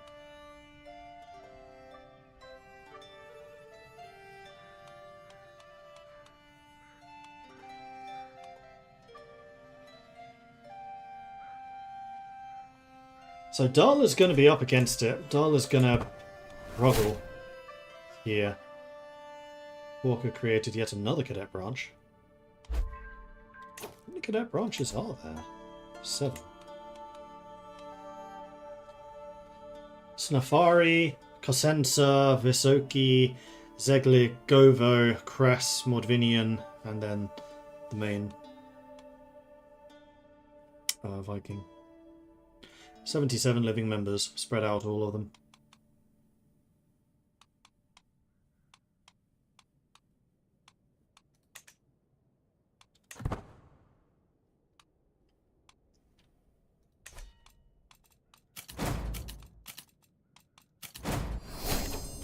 Found the Holy Order, hold court. That is true, I could hold court now. Yes, why not? Maybe we'll get some more prestige again. Sitting on my throne, I gesture for my guards to open the doors of the hall. Let's bring in the first.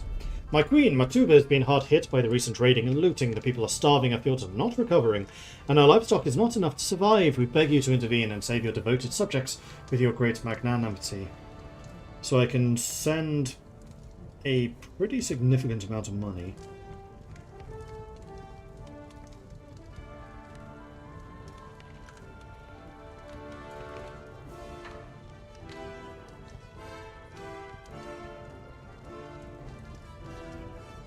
Can send Tola off. Just one of my champions. Let's send an inspector to supervise the recovery. A thin, raggedy peasant stands before me, gawking at the opulence of my throne room. Obviously distracted, I call on him to get his attention. Oh, I'm sorry, Your Highness. My village in Charlotte was hit by blight this year. We lost not only our crop, but our seed too. We have nothing. We'll starve without any help. County of Charla in every realm county with 15 or fewer development. What is a realm county?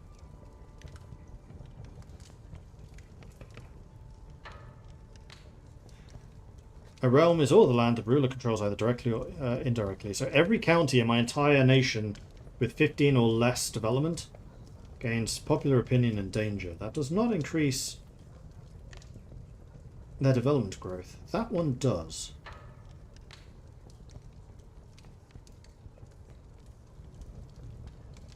I don't really care about pleased peasant. What I do care about is growing as quickly as we can.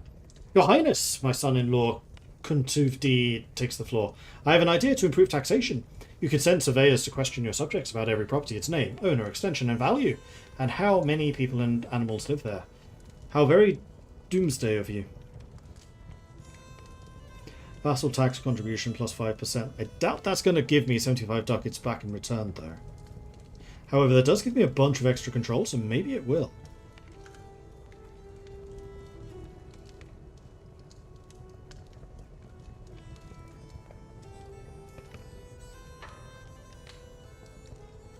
And there are quite a few places that the control is struggling. Although it shouldn't be anymore now that they have dukes and counts in charge of them, each with their own councils. Each of their councillors doing their own work.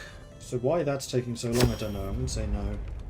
Because I do need to be aware of the fact that I'm losing 0.25 ducats. 2.5 ducats at the moment. I can still found that holy order. Are there any other locations where that could be put? City, city, city, city.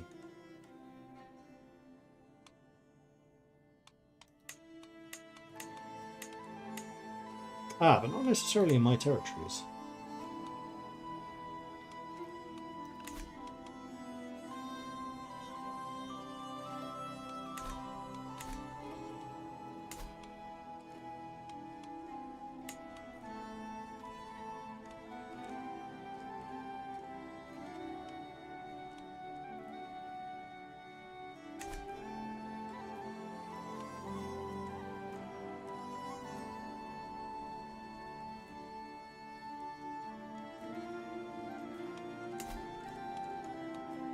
Okay, so Charla does not have a temple yet.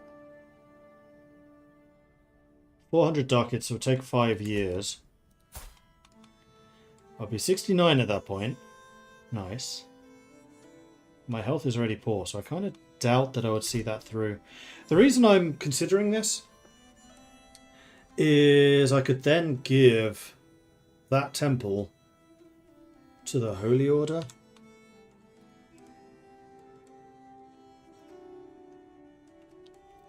Could you give cities to Holy Orders?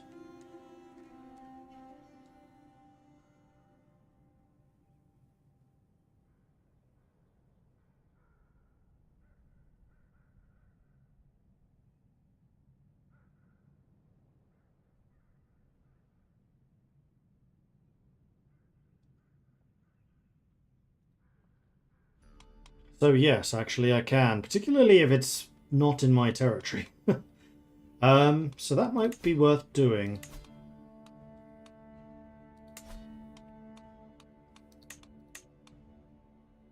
So we don't want it to be Ermery, because that's in my land.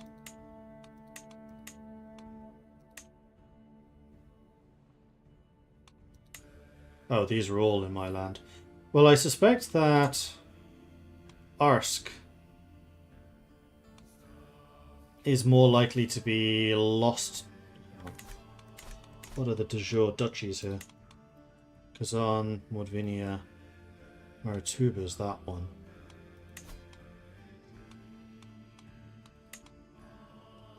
Fortunately, those are both in the Kazan.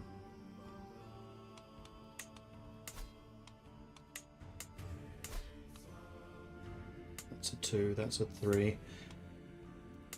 I think that this one's just the weaker territory, so the Mamadik one is going to be the one that I give away.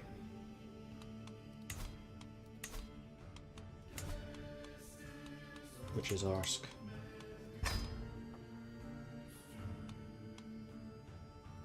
Oh, this costs 500 ducats. This is going to be the majority of my money. Which is a bit dangerous. Because if I go to war with Kazan again,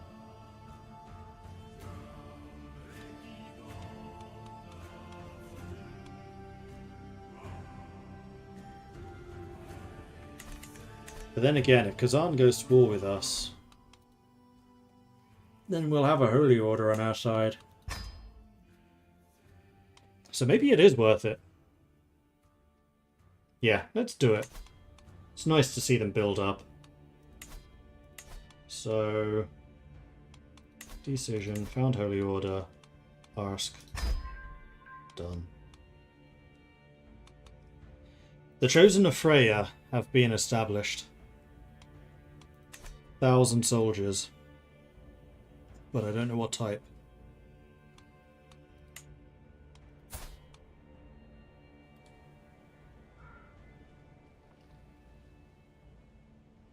Just says Holy Order.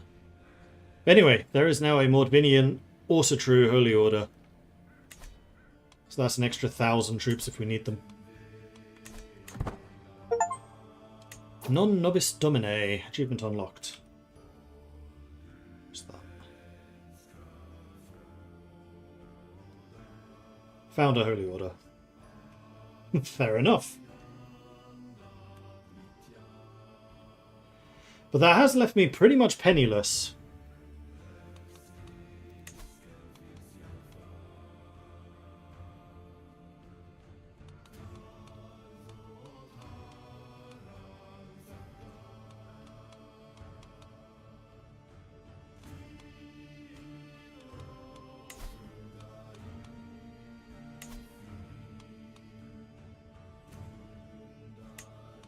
Bring in some more Same Faith exiles. More than welcome here. Should probably have done that earlier and more frequently. Time to tax the neighbours. I kind of wish that I could. I mean, what I'll probably have to do is reduce the size of some of these units, like maybe the Bondi. Although they are by far and away the cheapest. No, it's probably going to be the Connie. For their expense, they're really not worth it anymore. Because all of our wars are here in the woods. If we push south into the plains, then they'd be really good again. But right now, we're not.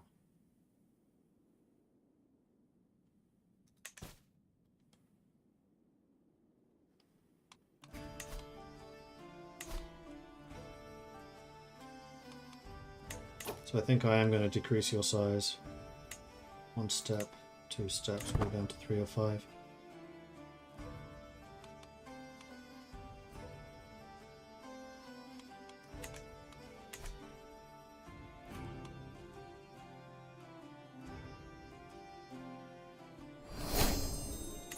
Martial lifestyle.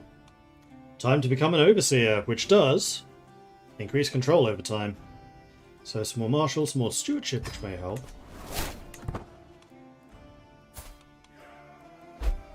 Because, yeah, my stewarding is terrible. And domain tax is -8. Yeah, it's definitely having an impact.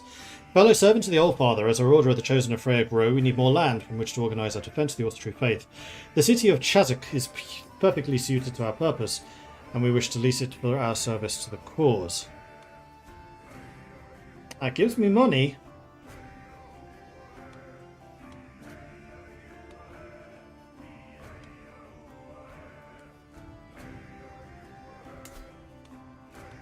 Where is this place?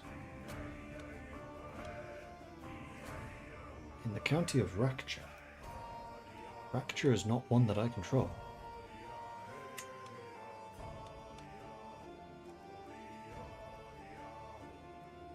Ah, but it is in the duchy.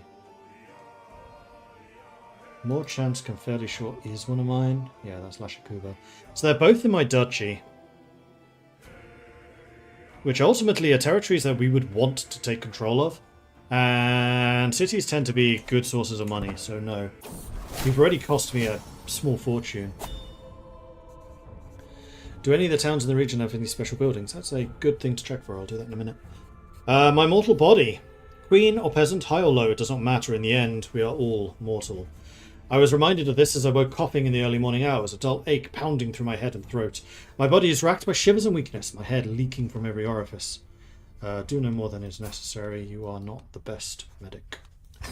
Speaking of medicing, although you did succeed on that, so well done. How much am I spending on court positions? I'm spending quite a lot on the court amenities, that's true. I could cut back on the court grandeur. I mean, we might well need to, especially if we go to war.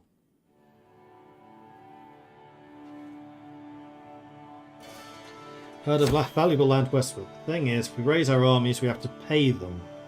And one thing we cannot afford right now is to pay our armies. I am still terrified of these guys coming after us again. Although their army has taken an absolute pasting. Their herds just never recovered. They've lost their retinue horse archers. And the heavy horse archers are down from 800 to 300. Okay, they're hurting as much as we are.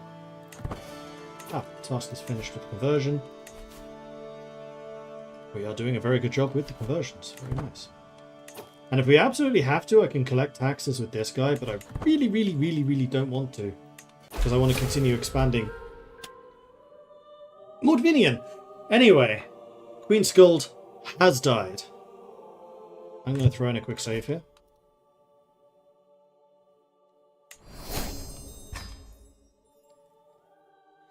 Because what we did say previously is we may play as a different character to continue our march westwards.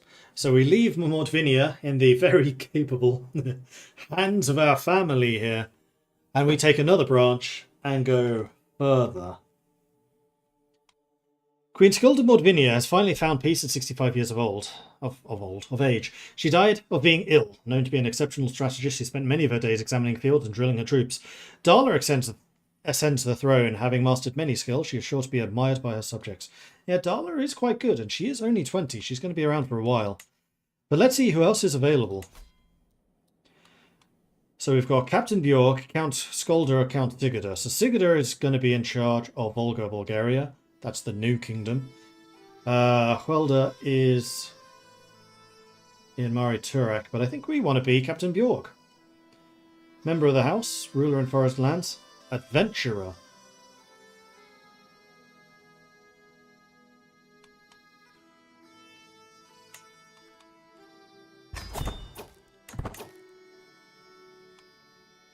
Oh, good lord.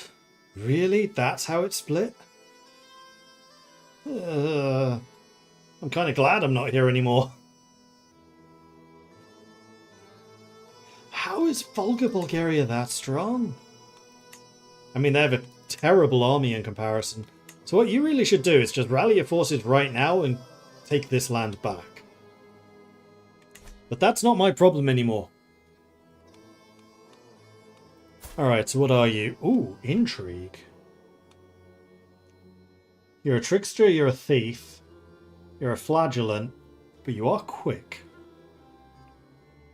Your combat skills leave a lot to be desired for an adventurer captain.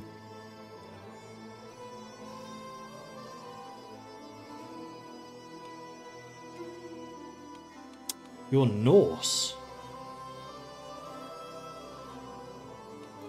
That I can fix. You are a Mordvinian Viking. Whose kid are you? Spadena. Ah, the Mordvinian Viking foragers. Is that who you're leading? Yes, you are. Okay, so what is your adventuring party like?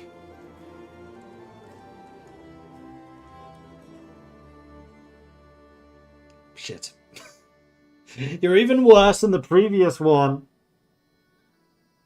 That one at least had 9 gold pieces. You have 0.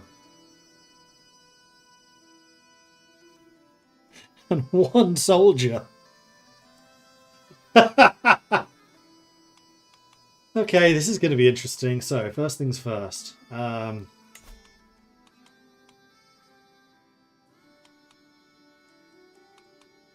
Convert to local culture. Well, this does actually give us an opportunity.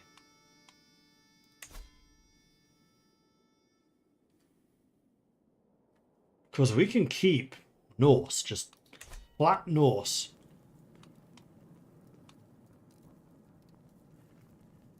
And try to make something of ourselves. I was thinking out in the steppe somewhere.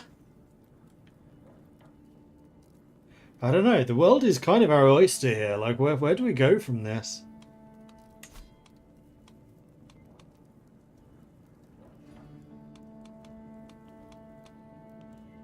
I need 1,000 prestige to become a nomad.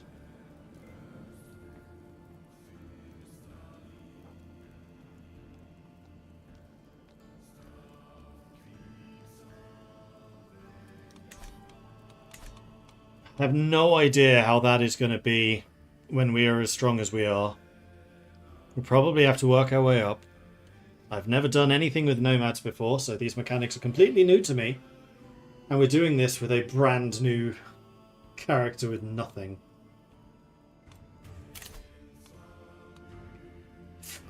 And our lifestyle is intrigue. I don't like intrigue. Oh, man.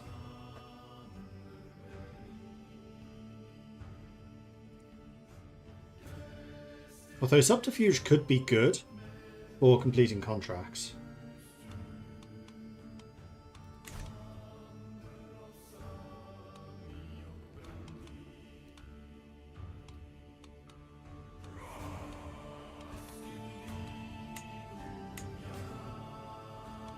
Oh, I have claims. Oh, and items. You better repair this soon, buddy. Wait. Who are you? The Riders of Pennon. Led by a little pirate. Arr! The one-year-old pirates of the Riders of Pennon.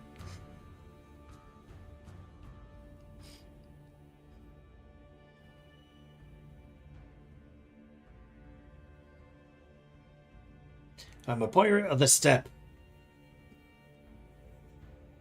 Oh, man.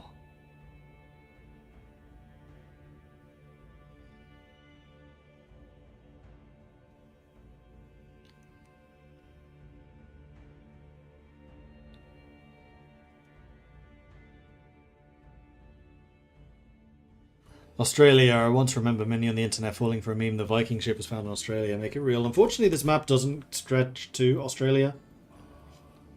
Papua New Guinea is the closest. Or Indonesia, Philippines. I think it would be kind of cool if we did end up in the Philippines somewhere. Eventually.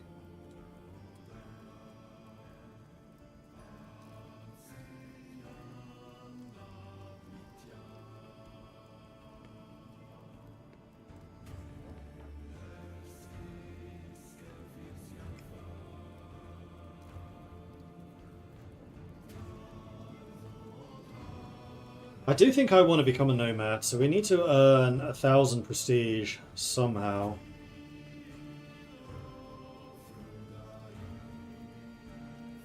Is feudalism done on a county basis or on a culture basis?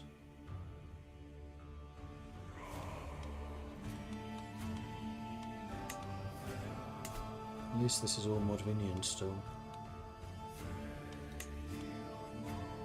They're still doing mangonels. Right, and now that they have tribal.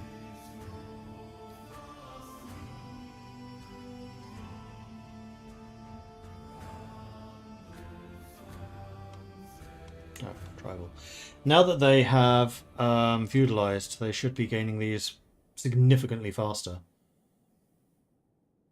Early medieval era has not been reached by Modvinian yet. Ah, but in 27 years it will be. So at that point they become early medieval. So for this reason alone, we may well want to become Modvinian as opposed to Norse. Because Norse isn't even on the way to it yet. Because Iceland would basically need to convert. There's still a holdout of Norse over here, but this is the kind of port areas. So yeah, I think the first thing we want to do, if I can, is convert to local culture, which is Modvinian. Okay, so we are now Modvinian.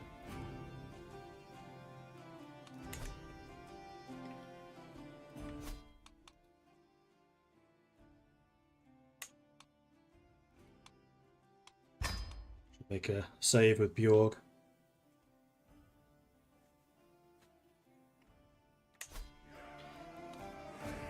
And then we need to basically earn 1,000 prestige, however the hell we can. So we have a Confidence Trickster contract right now, which pays a small fortune.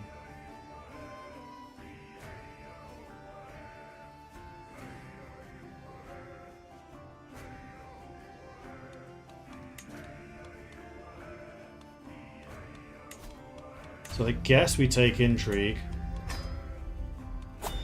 Truth is relative. Fabricate hook. Fertility. Seduce phase length. Or torturing. I think Schemer is the only one that's of any use to me here. I really don't like the Intrigue lifestyles. It's the least. It's the way I like to play the least. Okay, so we do actually have some people. Never mind, we do in fact have officers.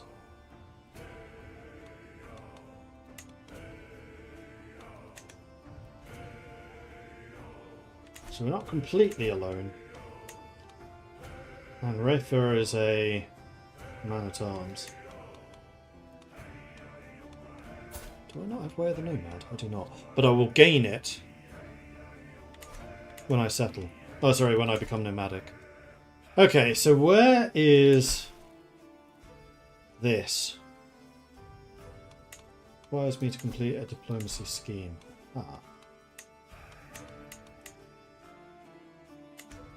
I have maxed it out already.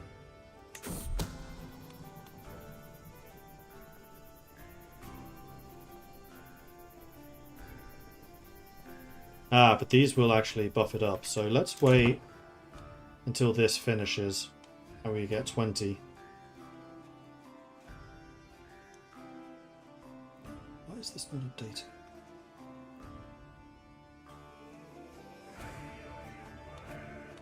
What's going on? 3 months until the next phase, so it did update. It's just not updating in real time for some reason. The other thing that we are going to want to do is try to get married. Right, we have to go through this whole visit nomadic holding. Yeah. Hopefully this succeeds. Dynasty head changes. Lady Mirjana, who is the head of the Viking family, has taken over from Dala. Yeah, we're not going to have any control over our legacies for quite a long time, if we ever get that back again. There's the 20. So this is the absolute highest that we can make this. 63%. Success. We got the 300 ducats. That's good. So Duchess Maya really doesn't like us. We gained Trickster Gallows Bait. Well, lovely gift Duchess Maya gives when she's in the mood. A very worthwhile return on my time, though sadly perhaps not on her. Oh well, can't be helped. A fool and her money and all that. Of course, you'll figure it out shortly, or someone will finally manage to explain what's happened to the good Duchess, but it doesn't matter. We got ours, and we'll be off before daybreak. I'm just... Why?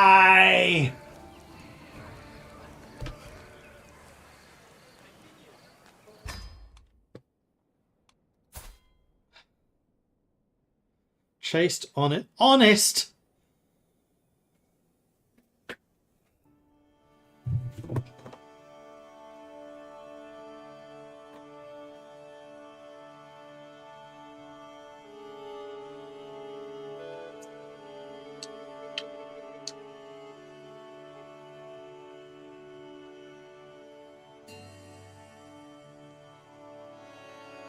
Ah!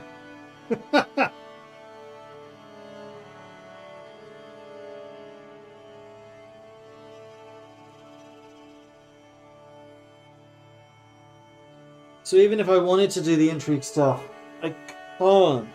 Because I would just end up dressing myself out. In real life and in game.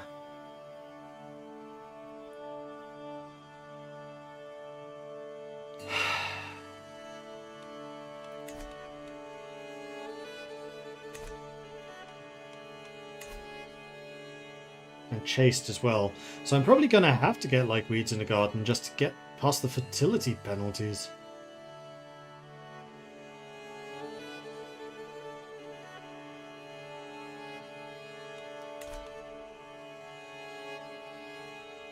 Steel yourself to an early grave. Yeah, I can see now why a 19-year-old is this stressed. Like, I'm feeling it, but we at least have some money to play with now. We're not supporting a faction. Money. We can go to the holding. Take a look at the tavern. So here we've got Stein, who is, wow, super diplomatic. We've got Ottar, who is avaricious and also a fortune builder. Then we've got Gunnar, who exists. They're all also true and they're all Modvinian.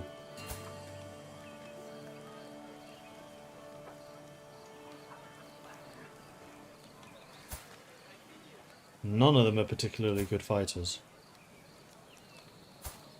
Stein, however, is only 18, so I'm thinking let's bring in Stein. See if there's any stories about that we can make use of.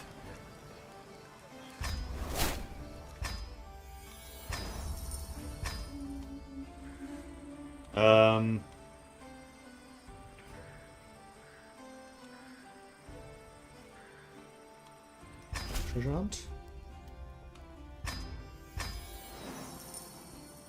Lose 96 stress because I'm honest. We'll get some money. I'm going to take this. Before I do that though, I think I'm going to get married to Stein. Kills my prestige, but that's fine for the start.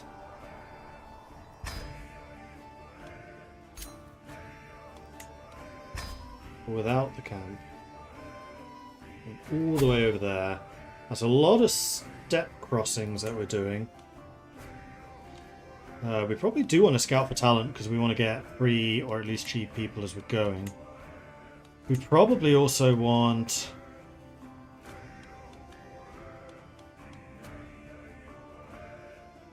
Alright, Explorer Pack. Some of these places are still incredibly dangerous. Mostly because of the control.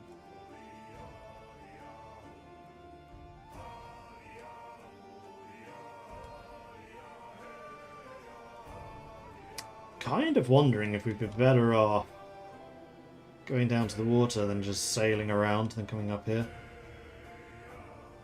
Rather than going through this bit, which seems to be the worst place to go.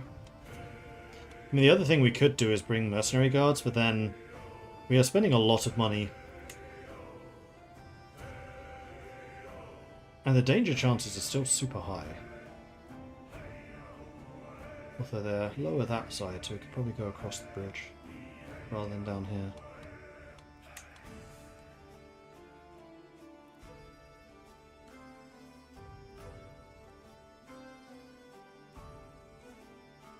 I think I want to go down that way. So we're still going to scout for talent. I'm going to customize this route to go via this.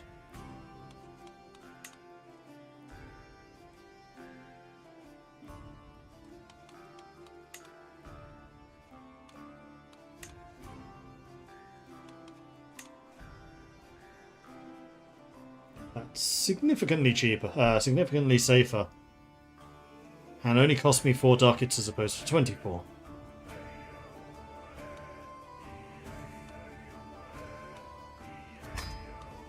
Let's go. We're probably going to die. Immediately, danger.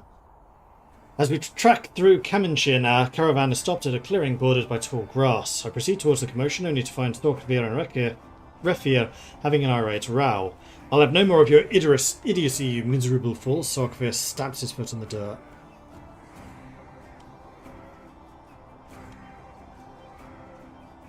%50 chance that he just leaves.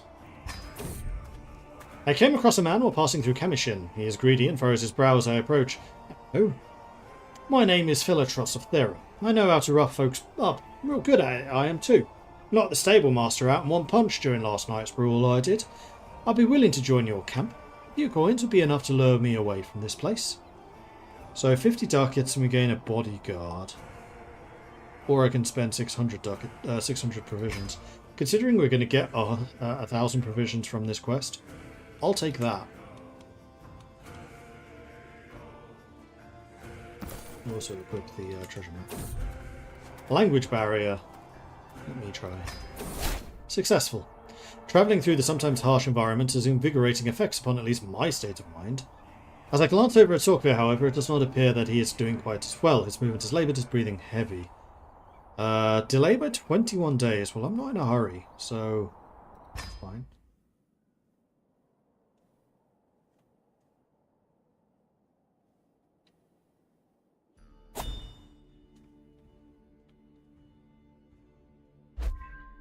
There we are, now we're sailing. So what positions in camp are not taken? Priest, bodyguard and porter. And you know what? I'm going to get rid of you as the physician, because we really need someone better. Huzzah! Flawed fare. It's just a bit of mould. 4% chance of dying. I didn't die. Okay, we're good. We're good. Wait, did you go on lap? Really? Instead of just...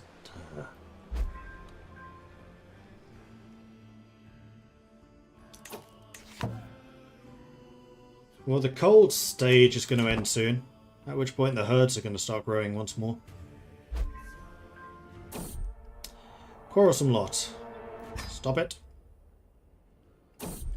We arrive at Pervomaisk countryside early afternoon and begin looking for clues as to where the marker on the treasure map might point. Walking about the plains, I notice a well-hidden cavity in a rocky cliff. It leads to a small cave. The inside of the grotto, seemingly long forgotten, is home to scattered objects. Hefting what looks like an ancient and surprisingly heavy urn, I discover a respectable cache of golds within. So, splendid news for Sirkir, or I can keep it, 60 ducats. Critical stress because I'm honest. One character that could actually have been an interesting thief. Sorkvir can barely contain his excitement as I return to the tent. Gold, you say? How's that for a final treasure? A twinge of melancholy, doubtlessly at the thought of an adventure's end, flits across his face and he concludes the affair. I am grateful for the golden windfall, dutifully delivered. Go, with my thanks. Still paid me 62 ducats and a bunch of provisions. And I'm now no stress. Snowbound. It's been snowing for days now. The road ahead appears completely impassable. However, as I look around, I see a small group of people approaching us fast across the snowdrift. Soon a man stands before me and speaks with a large grin. You seem quite the predicament, but fear not. For a fair price, we'll help you on your travels. So I can try to keep him, but only have a 29% chance. I can pay him, or I say, nah, pay you 15. The campfire crackles, illuminating a figure entering our circle. He moves with vigour, and despite the lateness of the hour, hand wrapped around a walking stick. These standing guard are already intercepting, but I wave them away. Stay a while. Oh no, that's me becoming a traveller. No, I want you to try and join us. 30 learning? Oh. He would have been a good physician.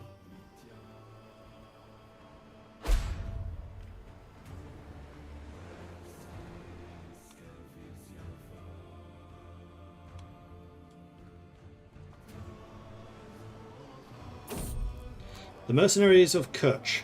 We sit in a quiet tavern in Kirch when a loud band of ragged-looking sellswords come barging in. The British leader pushes one of the guards aside and audaciously sits down at the table. You are an exceptional fighter. For only 20 ducats, welcome to the team. We're going to be late. It's fine.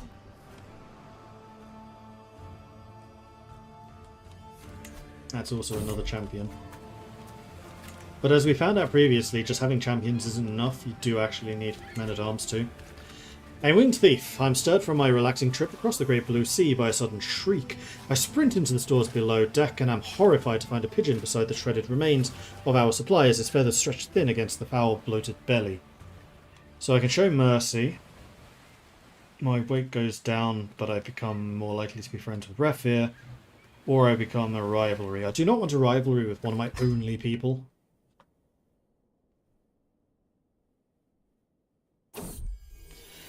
I sit on the lead baggage cart, letting the sounds and the smells of the camp wash over me. It's different from life within the safe walls of a palace, so very different. The freedom is easy to enjoy, no obligations, no councillors yapping, no dignitaries to entertain. None of the downsides of the trappings of power, yet these freedoms are dearly purchased. The constant scraping for survival wears thin.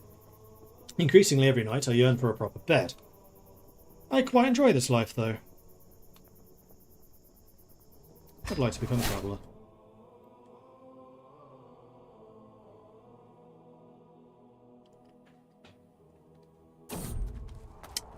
A willing follower, scout for talent. So this is Mutlu, who is a porter. I will pay you in food and clothes. To the team, and also conversion, and also marriage to one of the others. Right, the other thing I do need to consider is I do in fact have a camp. Which right now is a baggage train. What kind of adventurers are we?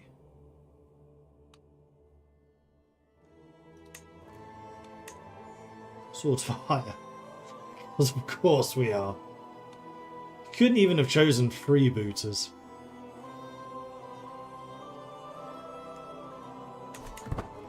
Well, we're honest and just, so no, freebooters would not have worked. A man of unusual skills. After we travelled together for a while, I've noticed there's just something about Stein. Whenever we make a stop, he's always the first to check out the new city or the village. Even tonight, he's again making small talk and engaging with everyone. Somehow, it's making everyone feel at home, even out here. Maybe there is something I can learn from him. Nope. This is fine. Rest.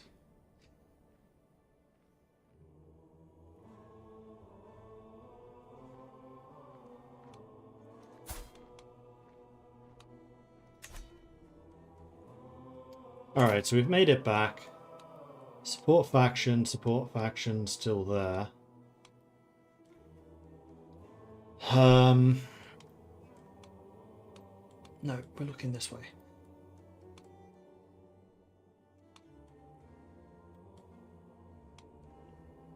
Then Mordvinians are fighting. Man, Mordvinia's not looking too hot.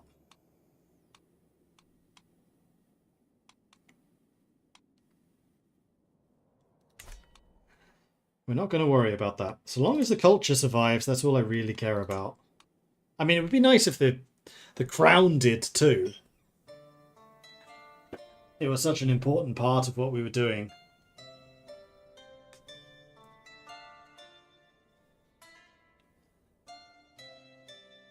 Oh, and I think the Khazars are fighting Volga, Bulgaria.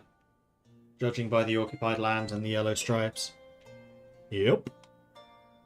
Well, how about I become a mercenary for the Khazars? Did you manage to get any troops? A couple. Scott. Oh, they're good.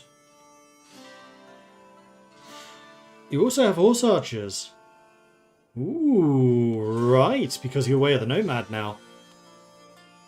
See, this is the kind of thing that we can then put together. We can have Huskarls and horse archers together.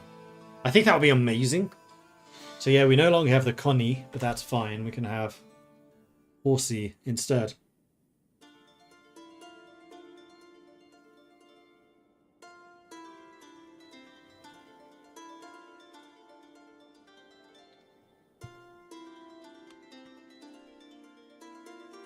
So first things first, I think we're going to go to the holding to see if the Elder has any jobs for us. Justicia, Intrigue, or Learning.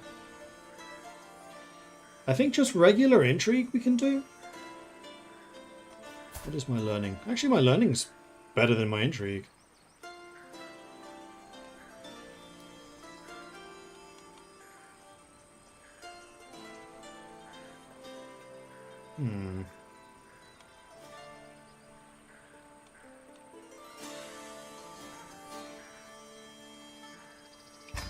We'll do the Intrigue ones.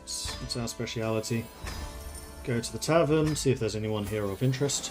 So we have Ottar, who's good with money. We have Harkon, who's even better with money. And we have Poyante, who's a diplomat, but we already have a diplomat. This guy at least is loyal. He's also younger. So we'll go ahead and hire you.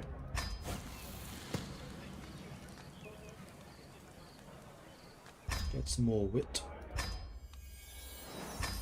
Back to the camp. Nobody for you to get married to. Okay.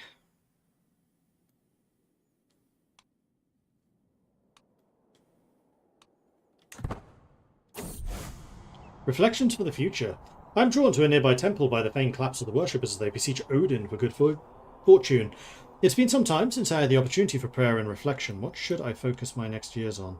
So, health, dynastic favour, economic prosperity,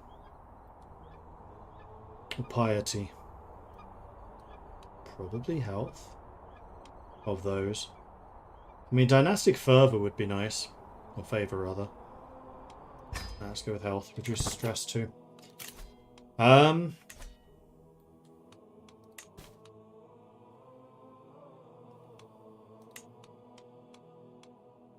Fourth in line to inherit, so unlikely.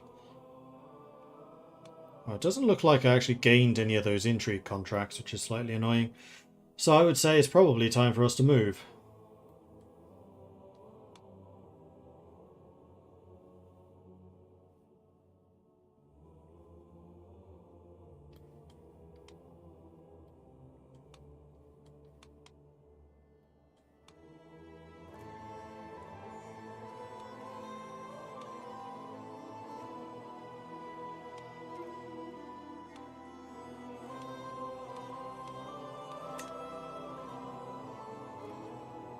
Do we go to the home of the Khazars? Probably. Yeah, let's do that. Four slightly dangerous places, but it can't be any worse than where we are now. And we'll continue scouting for talent, because we do still have no physician and no priest. Plenty in common. Life in the close quarters tends to magnify relationships, good and bad. Fortunately for Morkos and Refia, the common interest in physical restraint and public chastity has proven to be a strong bonding agent. Of all the things, okay. Sure. Good for them.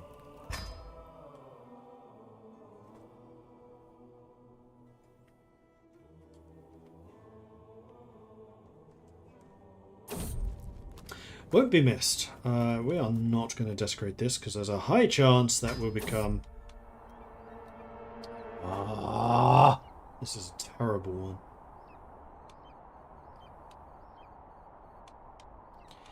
We can try to treat them, but there is a high chance it will have a 25% domicile travel speed penalty. Thankfully it's only domicile, not just general travel, but still that really sucks. Ah! Success!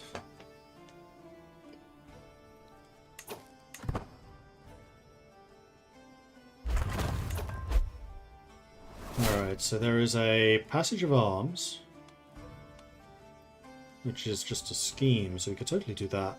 I think what we are going to do, though, is we're going to go to the nomadic holding. We'll go to the tavern. See who's about. So we've got Savaka, who is a possessed witch, who is also a gardener and a miracle worker. We've got Jajepi, who is nothing really special. And then we have Samsam, who's also nothing really special. I like Savaka. She's gonna be interesting if nothing else. And she's not a... So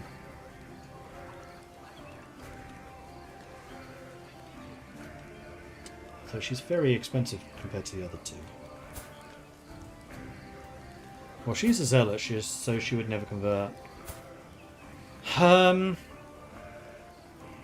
You can become our medic.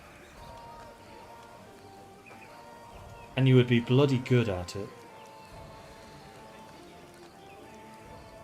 And you're only 26. Yeah, it's worth the money. Tell us a story. 100 stewardship points, that's fine by me. Does the Elder have anything for me? No. Alright, so we have the physician. That's going to be Savaka. And I would very much like for you to learn physician, which you're doing. Camp priest we still can't do because you are Crusader. You have a 19% chance of conversion. Wait. Do we have a shrine? We have a shrine already. Huh. Well, that's interesting. Alright, well, I think we should do the Passage of Arms and see how that goes. What could possibly go wrong? Not a drop! Our journey to Yakakit Kazaz has unfortunately brought us directly through the wastelands of Troni Yar. We were not prepared to undertake this long stretch without a single source of water, and many of the companions have begun to look as awful as dried turnips. I need to do something, and fast. So we kill Felotros. Dehydrated for 2 years. Moderate health penalties. Push on. Bitten by frost. It's been snowing for the past few days and the cold is unbearable. I look around to see my entourage is struggling as well. So I read a treatment manuscript once. 75% chance of success. Successful. I need to trust my learning more often for this character. Okay, so we need to perform a play. We are going to do this carefully. Fortunately, one person is good at 4 different jobs.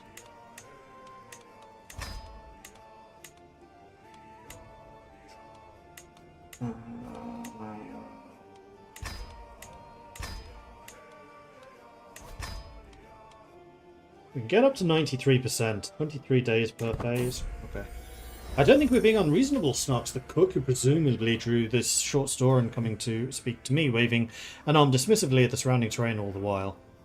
Lost out here in this featureless grass sea, too far from anywhere to even stock up on the little luxuries that make food bearable.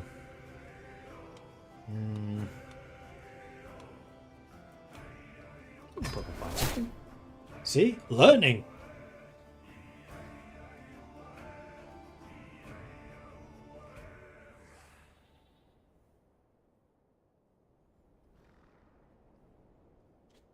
And we're going to want to think level 10 execute scheme. Although 93% is already pretty high odds of success. But it's going to take us a long time to get there.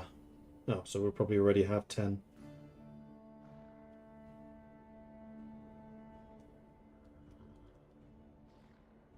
This band does not have many skills yet.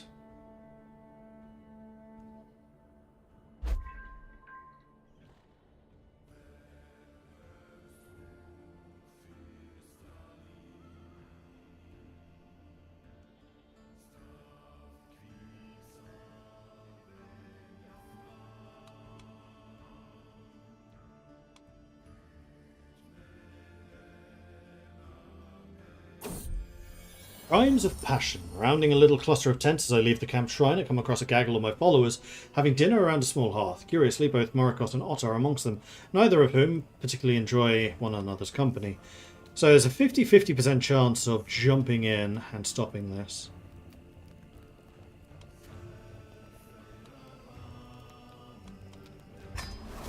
I put a halt to it. Diplomatic and learned. Subterfuge. So I'm going to do like weeds in the garden to get the fertility to counteract the fact that we're chased.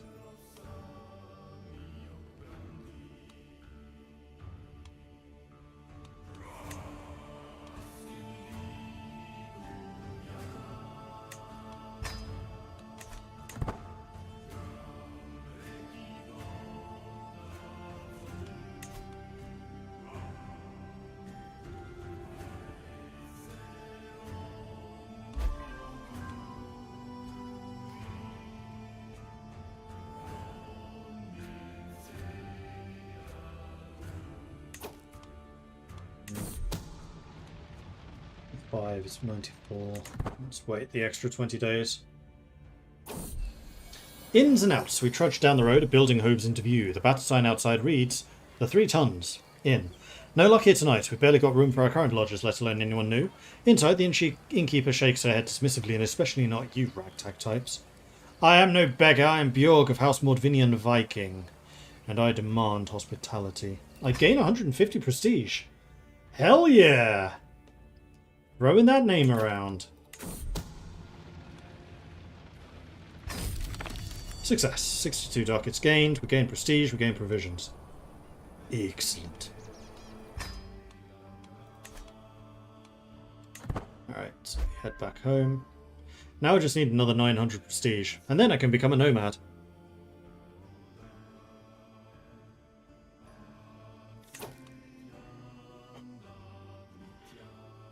Oh boy. Okay. I guess we have to go and talk to the Elder again, because there don't seem to be any missions here. Criminal contracts. Sure. Mug wealthy citizen. Gain 108 ducats. Let's go.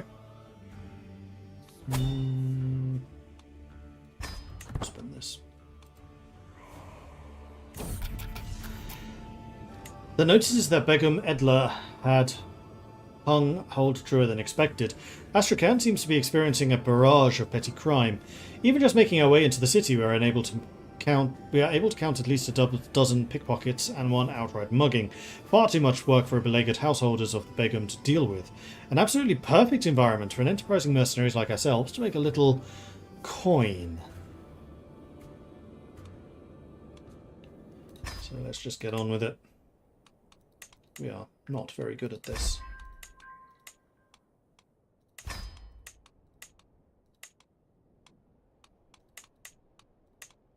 Okay, at least these three people are good at different things. So we can get up to a 67% chance of success with a reasonable chance of secrecy.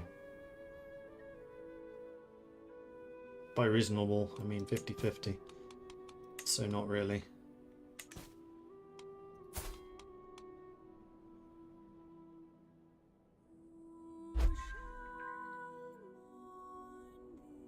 Ooh, we're already at level 5. We probably want to do this with 20 advantages. Although the longer we let this go, the more likely we are to be caught.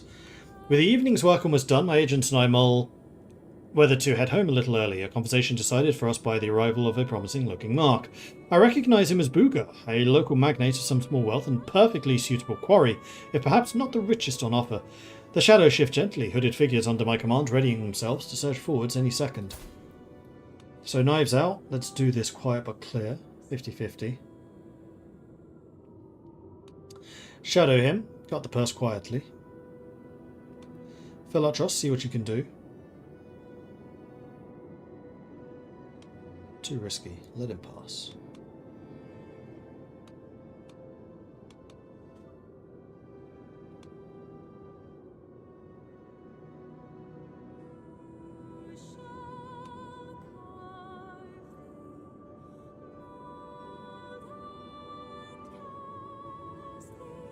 Pilotros fails. Hey, pregnant.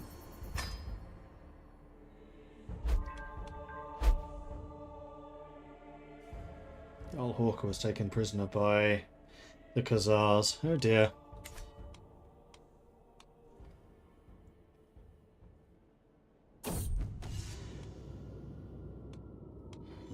Morikos, 90% chance, prowess, come on. Yeah, 50 ducats.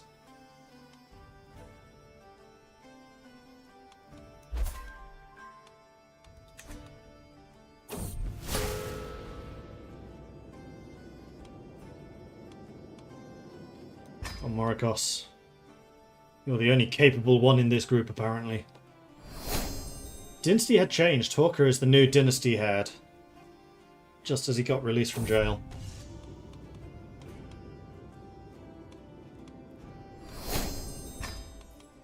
Morikos succeeds. 19 schemes and 20. Okay, 87% chance. Success, 108 ducats. Gain some provisions, gain some money.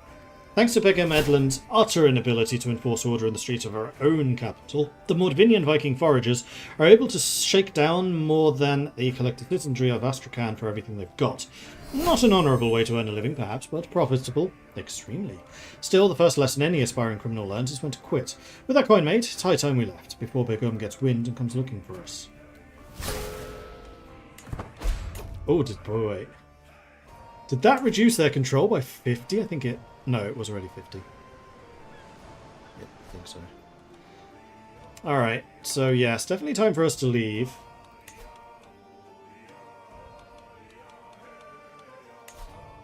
And when I get back, we should try to do something to relieve some of the stress. Maybe go hunting. Or revelry. Or both. It's August, let's go hunting. We're going hunting.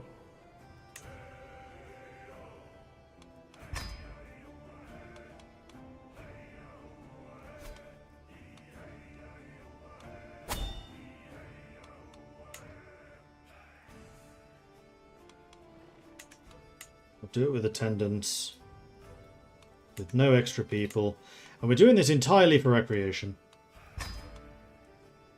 Cost me 26 ducats, but we're quite wealthy, so this is fine. As we await the arrival of the rest of the guests, my camp followers can get started on the preparations. The flushers check the grasslands each day for signs of quarry while establishing a camp closer to the hunting grounds. I have checked my gear and the horse many times. Won't be long now. I have no right to hunt here in Kagan Masana's flatlands. I must first purchase the rights to do so unless I want to be seen as an outlaw and a poacher. Of course, even if I were to secure the rights, I would not allow to bring down any animal I wish.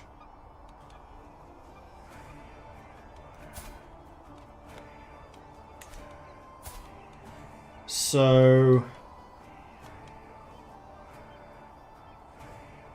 I don't have much in poaching yet. This seems like a way to get something in poaching.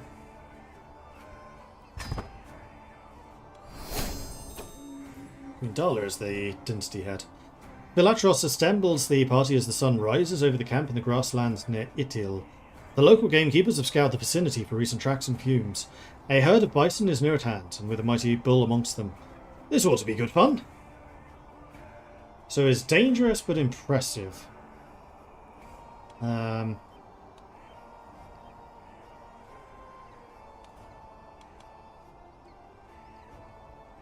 Saiga.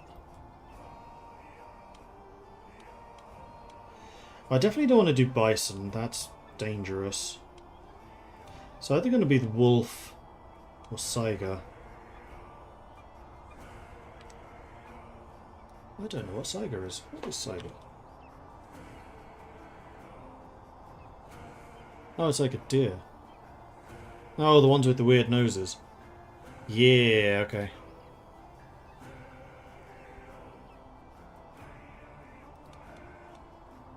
Look like a Star Wars creature.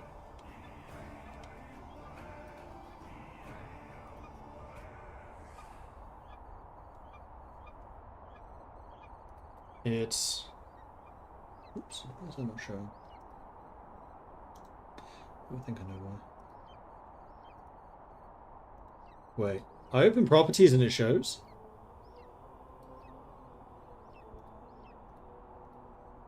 That was weird. But anyway, yeah, Saiga. It's the creatures with the weird noses.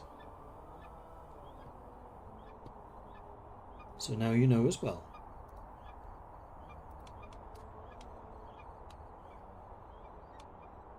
I think Saiga's more interesting.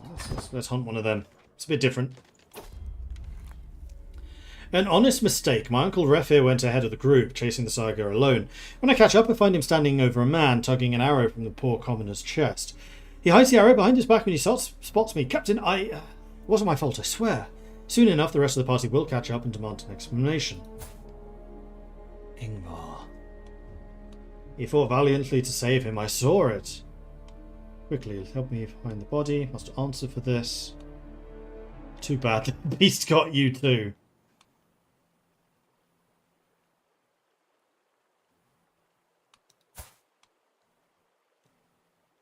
But Refir's the uncle. I don't really want to out him, I don't think.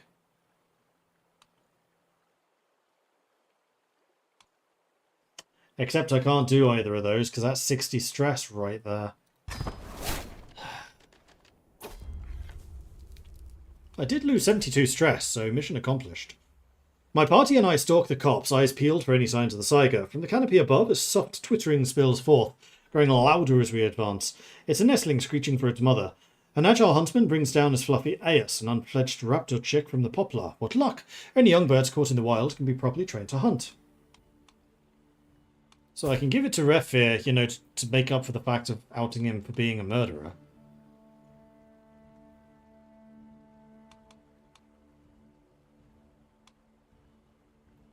Or I can get a hunting raptor, which increases hunt success chance in falconry.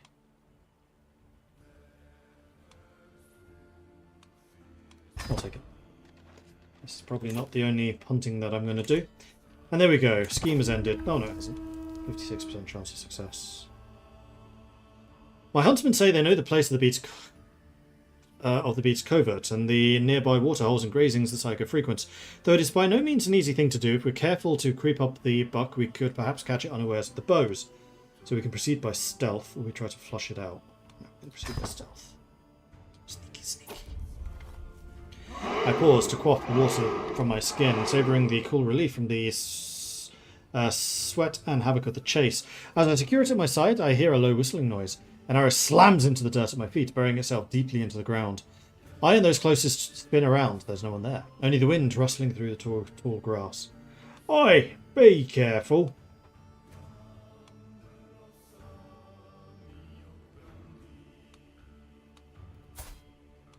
My intrigue sucks, even though I'm supposed to be good at that, so just be careful, okay? Okay. Despite our best efforts, we were unable to get close to the Saiga herd. They sensed us each time we neared, and fleeing going to ground. It's nearly too dark to continue. We'll have to admit defeat at the hands of the Saigas. Can't win them all. So I am in fact a fugitive here, so I need to leave.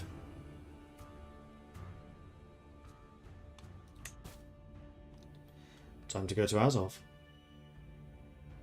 Oh no, that's also Khazar. Maybe go to this guy? Yeah, they seem more reasonable. So, this place seems nice this time of year. Ooh. How about we don't go that way? We instead go this way. And this way. There is still some danger there, but it's not as crazy. I also do pass through the Battle of the Tushans. Let's go. Caught outside. Just as we're about to set out, it starts to pour down. Rain as far as the eye can see. I can't help but curse my poor luck. But I've seen the dark clouds come in for a while. If we want to make our journey on time, we have to set out, but it is a risky journey with the weather being what it is. So we can chill for a couple of days, or we have a 20% chance of becoming ill. Now, I'll take the rest. Come on, you two. Oh, what are left?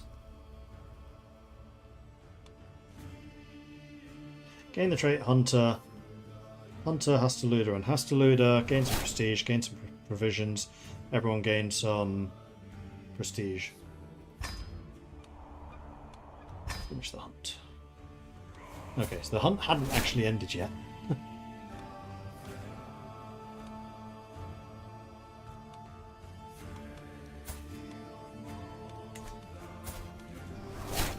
Oh, there it is. Venator.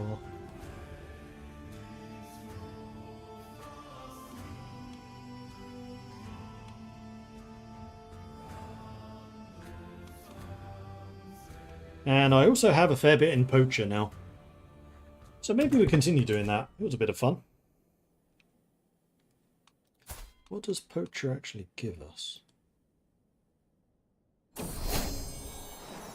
My son and heir. Tosti. Okay. So we have an heir now at least.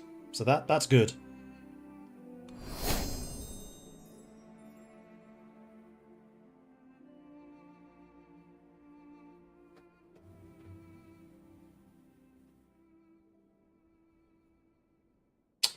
Right, these don't actually give you anything. This is more the how well known you are for these crimes.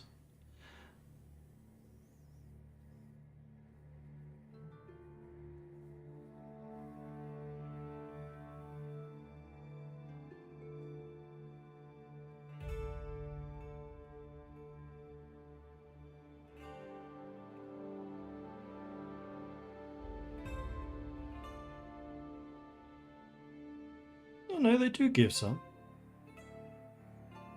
People generally don't like you, but that's kind of to be expected.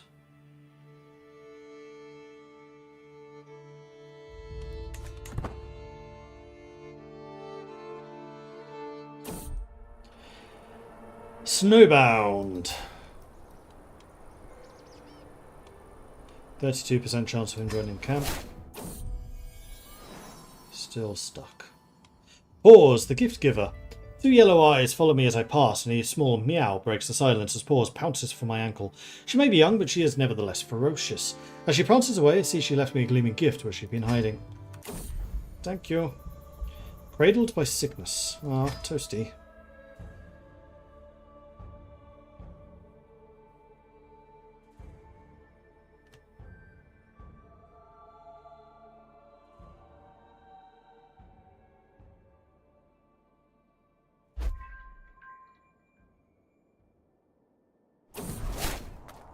Homeward bound.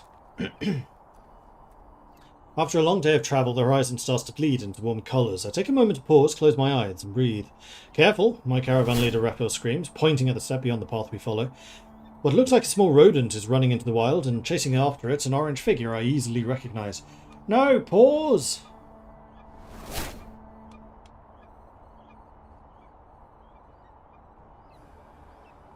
You find your pet and something else.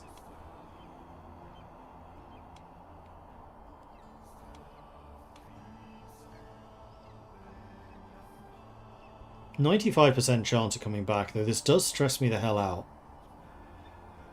Or I have a chance of being wounded. I don't really want to be wounded, I'll take the stress. Move your accursed tent, damn it, Philaros! This is my spot, cries Savaka, disrupting the evening walk. Figure it out. Give me that prestige. Okay, so we have arrived. We've got hunt criminals, ambush travellers, and artifact delivery, so quite a few jobs here.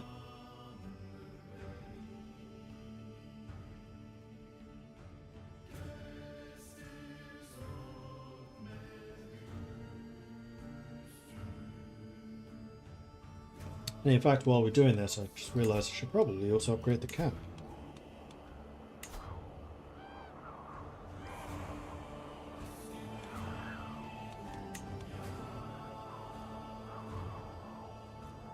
Upgrading the baggage train would actually seem to be the best idea, so let's do that. Costs 120, but we have extra cash. Although we should probably try to recruit some people while we're here.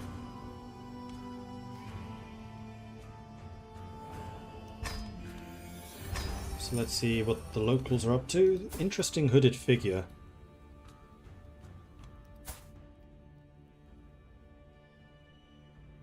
Beg Vakrim II. A foreign ruler, treacherous villain. He's not very good. And then there's the seating tax, the Khazar ruffian remarks with a wry smile as she motions towards the hooded figure's chair. It's an additional bit of gold, certainly. The hooded man immediately stands up and the hood drops. I recognise him as none other than Beg Vakrim of the Isakid Khazars. This is an outrage, the Beg exclaims, clearly flustered. So I can settle his tab, and he becomes a patron. Or it's not the current seating tax, I'm afraid. 85% chance to convince the ruffian to sod off. Or I'd turn away. The tension's still high when I leave Vakrim in his predicament to make my way to the centre of the tent. At the back of the tent, a noblewoman is busy chatting up a peasant woman. My eyes linger on the noblewoman's coat of arms while I weigh up what to do next. So who's up for recruitment? We've got Usenbeek, who is just generally terrible. We've got Ikale, who is very sneaky, and we do kind of need someone who's sneaky. And then we've got Bozjin. I think Ikale. 66 ducats, that is worth doing. How about you tell me some more about being a Hastaluda? And what about the Elder? You have nothing for me, but that's okay, there are actually quite a few jobs here. So I think the first thing we should probably do is hunt down some criminals. Stop their criminal scum. Or we could be ourselves a criminal. Or we could do the artifact delivery.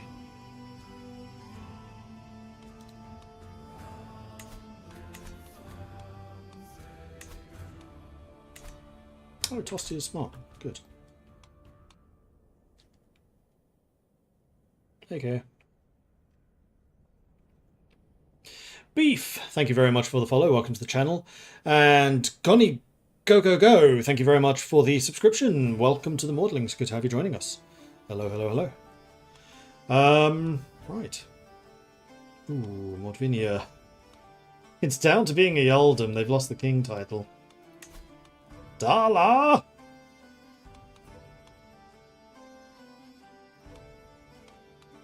Where the Nomad, Shield Maiden, Viking. She would have been an interesting character. Sigurd Skulson seems to be doing a bit better. He's also a lot better in terms of capabilities. But he also lost the Southern Territory, so right now the Khazars are looking stronger.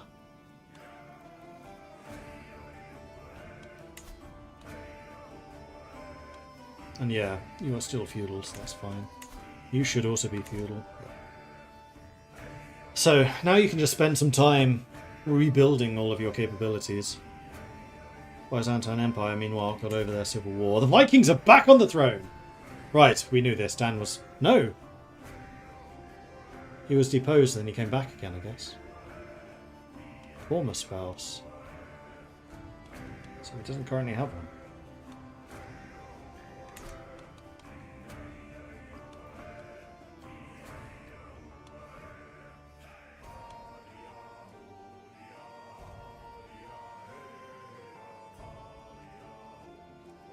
I like how France is split. That's kind of interesting. Brittany, France, Burgundy and Aquitaine. England, meanwhile, seems to have lost Kiev. The Reconquista is not going to plan. There's a little bit of Catholic, I guess, though not a lot. It's mostly just Lyon.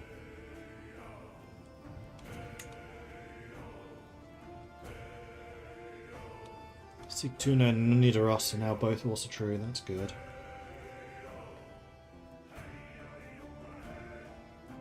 Would have been nice to be able to spread down to Kiev to take that out as well, but no such luck.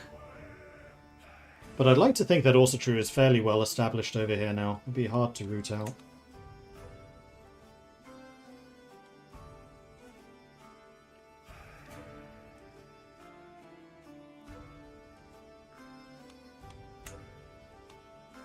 And we got Mordvinian to expand quite a bit too, which is nice. Anyway, I'm going to take a quick 2-minute break. I'm going to grab another drink. So if you need to grab a drink, stretch your legs, do what you got to do. Then please go ahead and do that. And we shall reconvene in about 3 minutes. So back shortly.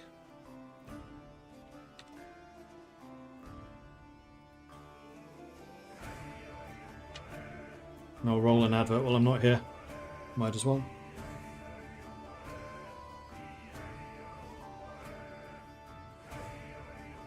Except there's one already playing.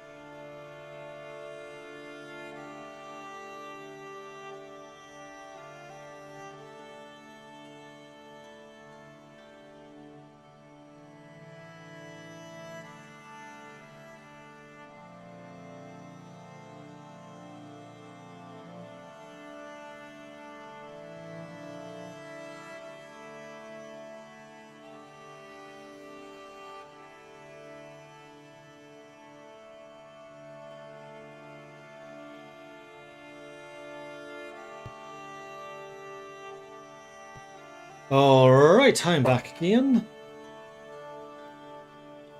And just getting things set up here. Alright, back to the game. So we are... I'm tempted to go and do the ambush travelers first. Then the artifact, then the hunt criminals. Because this is at least in a different realm, so we're not going to be held responsible for this.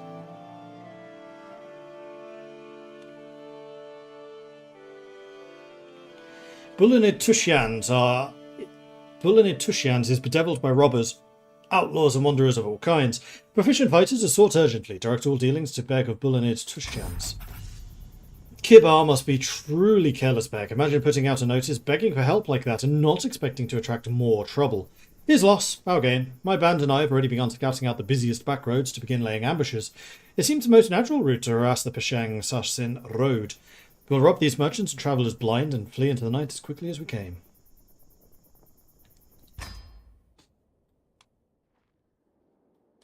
Oh, it's all the way back down there again. I have to go back in the Khazar realms. That's not what I signed up for! It doesn't take much to track the growling and broken twigs back to their origin. Paw sits on a leaf litter, licking her orange paws from the blood of the victim. The squirrel is almost unrecognisable next to her. Ha! Knew you'd be successful.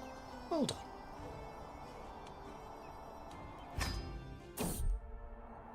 Slope! I hear Mutlus shout out in panic. Soon thereafter I hear a loud cracking sounds like that of wood breaking or my patience finally snapping. I'm going to be late. Preying on travellers, several hours before sunset, we happen across a gang of travellers. At their front is Masanse, at least according to my scouts, leading the rest along the winding way. Though the leading man wears finer clothing than the rest of the throng, it's clear that, ultimately, he's a virtual nobody. Whatever coin he has on him is likely the money is all in the world. Is likely all the money he has in the world. So we can charge them, we can surround them, we can attack them at nightfall, or we can just leave them alone.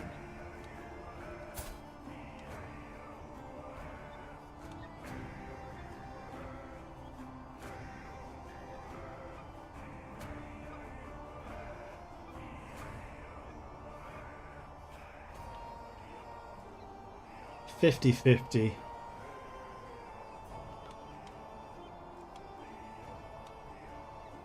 Well, we won't be able to fight them. We actually have a higher chance of just straight up charging them. There we go. Scatter the train and loot the baggage. Our journey to Yekarit Khazars has unfortunately brought us directly into the wastelands of Achina Uzen. We're not prepared to undertake this long stretch without a single source of water. Push on.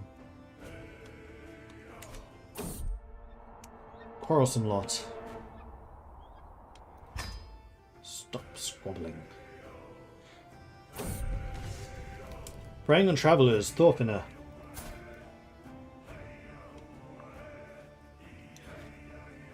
Several hours before sunset, we happen across a gang of travellers. Their front is Thorfina, at least according to my scouts, leading the rest along the way.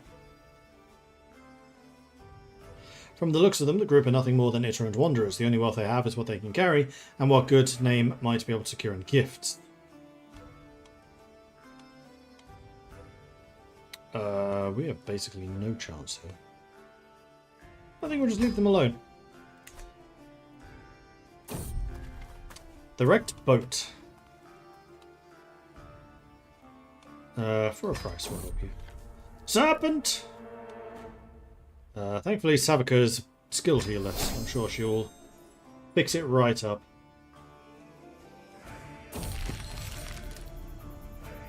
Who says travel is harsh, difficult, and dangerous? From the point of view of the Mordvinian Viking foragers, it seems a rather easy, fairly profitable endeavour. With our saddlebags weighed down by coin, we gladly, if suspiciously, arrive in Sarsin, our spirits high and our purses fat. Let us hope that none of the victims catch up with us before we leave. So we've got 50 ducats total.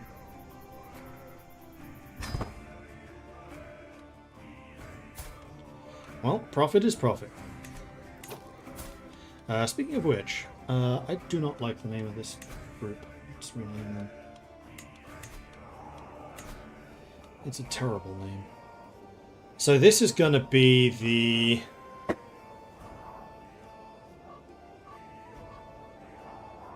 Um, just good business company.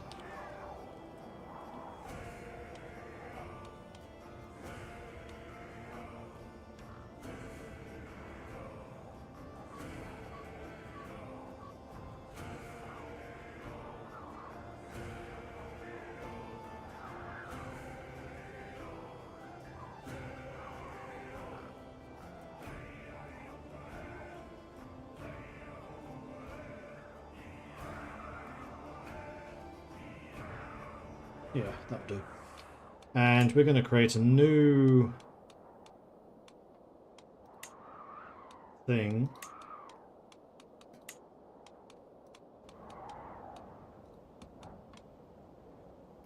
And the sigil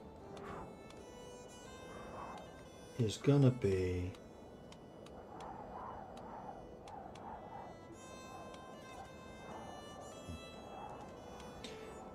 the scales. That's pretty mercantile.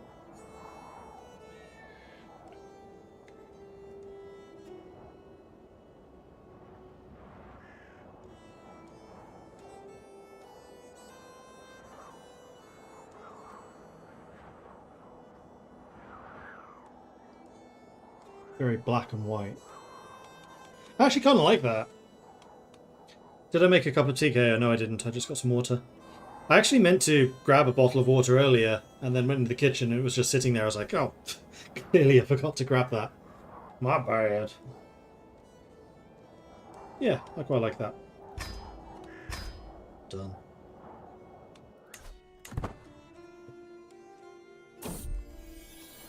Aches and pains. I find myself making such noises when sitting down at the campfire every evening. The elders talk about how that happens when you get older, but I'm only 22. I'm going to upgrade the pavilion for only 100 ducats. After all, it's just good business. Do things for half price. As we trek through Uzun, our caravan is stopped at a clearing bordered by tall grass. Proceed towards the commotion, and it's just you two squabbling again. So what's the season? Western steppe is everlasting summer. Cold Zud, cold Zud. Night by the campfire. Long after night has settled, I find myself laughing, telling stories, and drinking with my personal physician, Savaka. My husband Stein and the follower Mutlu. I didn't know she had it in her, but Savaka ends up telling a particularly ribald story about 4 peasants she'd seen in Isaac Kazir's. After drying my eyes from laughter and drinking a bit too much, drinking a bit to clear my throat, I can tell a story of my own. Add some embellishment, or have Savaka tell me another. I mean, having you befriended gives me a much higher chance of converting you. So let's do that. Feeble mounts. We knew that travelling through Chekla's steppes wouldn't be easy. We march on until night without stop, arriving at the next destination so late we don't even dine. Our horses neigh, refusing to leave the water whenever we find a stream. Even though they're used to the step back home, they are still animals and need rest. A local merchant comes to us soon after hearing the complaints, pointing at a wooden barn behind him filled with local horses. I have the best mounts you'll ever find. Sturdy and durable.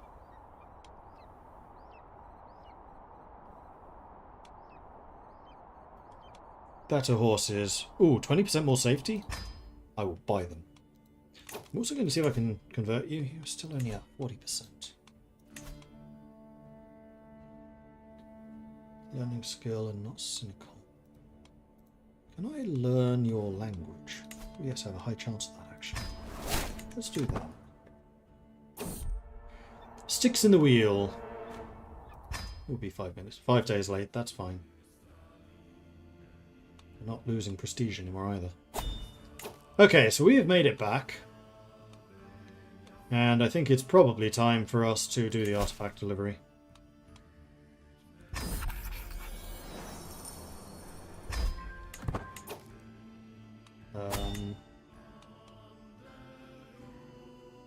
Oh, this is going through woods. So we probably want the wilderness kit. There's also just areas with low control. I'm not paying 20 ducats for mercenaries though. That seems a bit overkill. It's also forest and that's steppe, so we probably do want the arid explorer. Kit 2. Alright, let's try that. 8 ducats. Pleasant prattle as we pass through the barony of Camelic. A jubilant local approaches my entourage. His smile stretches from ear to ear. I discern he's offering a warm welcome, but the finer aspects of his speech are sadly lost on me. Let's give it a try. We have failed to communicate. Dabensky, thank you very much for the follow. Welcome to the channel. Good to have you joining us. Haven't we seen that tree before?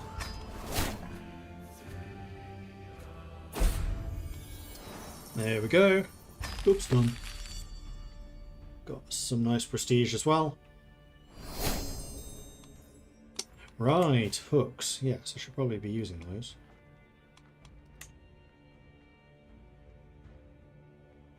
I mean, what I could be doing with the hooks is using them to get men-at-arms.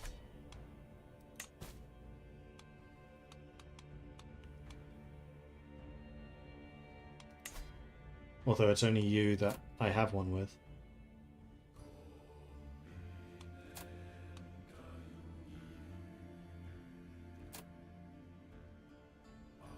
And this does cost me all of my prestige. And I'm trying to save prestige because I really want to become a nomad. I need to get to 1,000. So next up, let's hunt some criminals.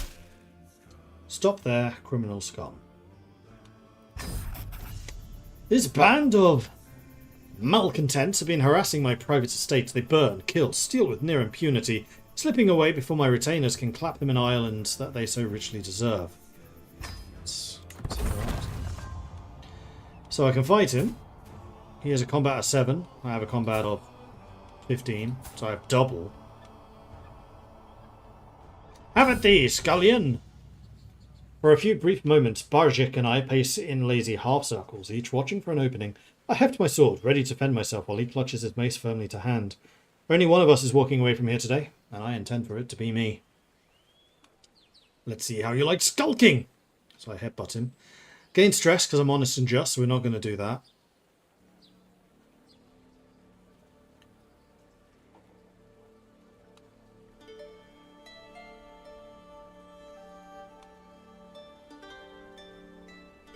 Foolish buffoon, can't you do any better?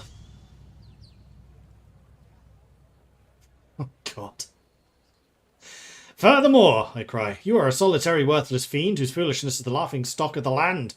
Barjik stays stock still, hoping that I'll just throw down my sword. My form is non-existent. My next risky move could mean defeat, and Barjik's stance is a disaster. I have yet to open my guard at all, and see no way yet to claim victory. You'll have to let your guard down eventually, coward. A blow from my sword and a kick to the gut. High risk. With this much room to move, you're dead meat. Ah, low risk to injury and higher chance of success. That's really good for me. With all the space in the world to fight, I run languid circles around Barjik, giving worthless ground with every blow he makes and retreating effortlessly after every attack. Unexpectedly, Barjik manages to swing a vicious kick at my shin, momentarily hobbling me. My form is decent with some lapses, and his stance is a disaster. My opponent is holding off my blows well, but he seems close to faltering. I think it might be time for a strike, parry, riposte.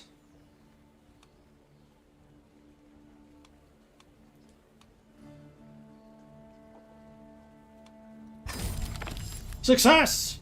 My sword arm moves fast as lightning and strikes as hard as sundered stone.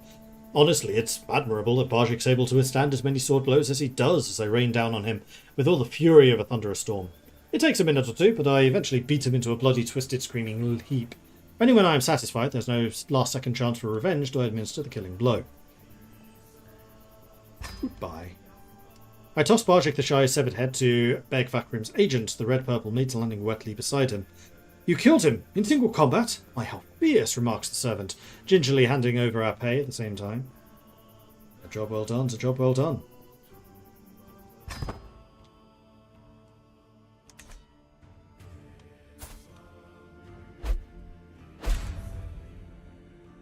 Baggage train was completed.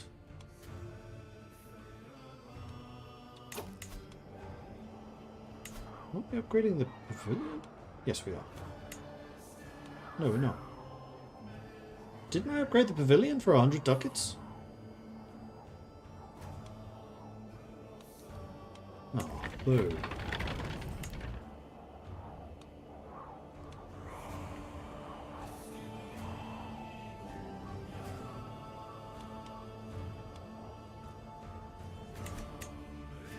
Anyway, we're at 400 prestige now. What's the point? No, stop being stinky, smelly, so-and-so. Sticks in the wheel. It'll be a bit late, that's fine.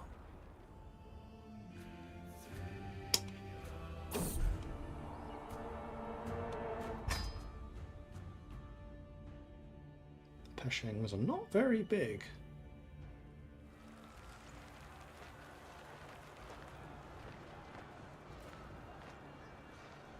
Wait, why have I...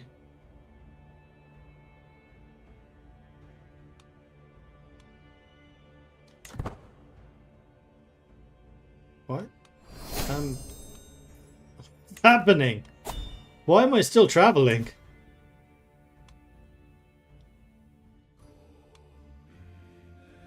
Murder phase length has increased. I really need to change away from intrigue. We are not good at it.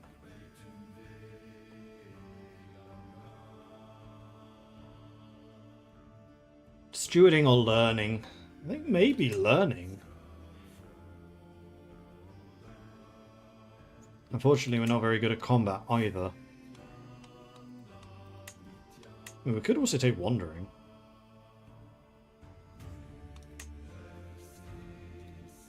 I can't change. Or is that just because I have a point to use? Exposing secrets gives prestige based on the rank of the target. Schemes using grace begin with an extra 4 months of it. Not good at comparison. Let's take that. How do I... I'm not able to change by the looks of things.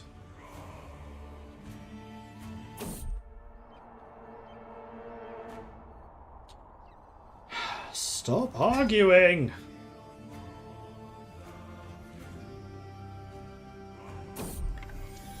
Pounding hooves! Oh, my head! Moaned Stein as he rides alongside me.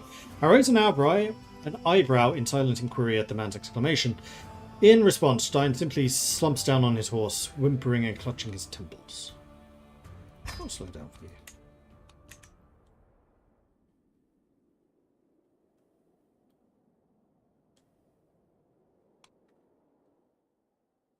Oh! Novgorod's taken Kiev. And Novgorod, oh no, you've switched to Skunto. Yeah, you have. Bugger. You were also true for a while. You were the chosen ones.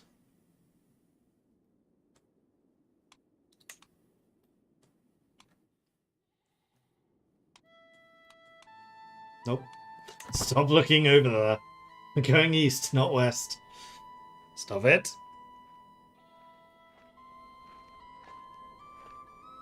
Alright, we're home. That took a while. Stand with us, support faction, fight corruption. None of the above appeal to me. So let's go into town. See if there is a contract going for us. Justicia. Supplies. Who's up for recruitment? So we've got Marla, who is a diplomat but not very good at it. We've got Arslan, who is a very good diplomat. And we've got Katir, who's not very good. So Arslan. 85 ducats. Welcome to the team. Oh, and I should also listen to the story. Give me some more Hastaluda, please.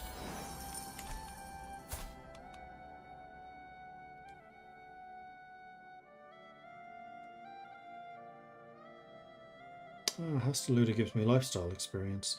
And movement speed. Ooh, so that's how you can get that. Okay, good to know. So, protect the innocent and rescue a fair subject. Let's do that one. This one gives a bunch of piety and a little bit of prestige. And I lose some bandit. Because I'm doing a good thing. Balanced approach. You're very good at that. You're very good at that. You're good at that. We are really not very good at being a thug. But we do get up to 93%, so that's good at least. And each phase is super fast.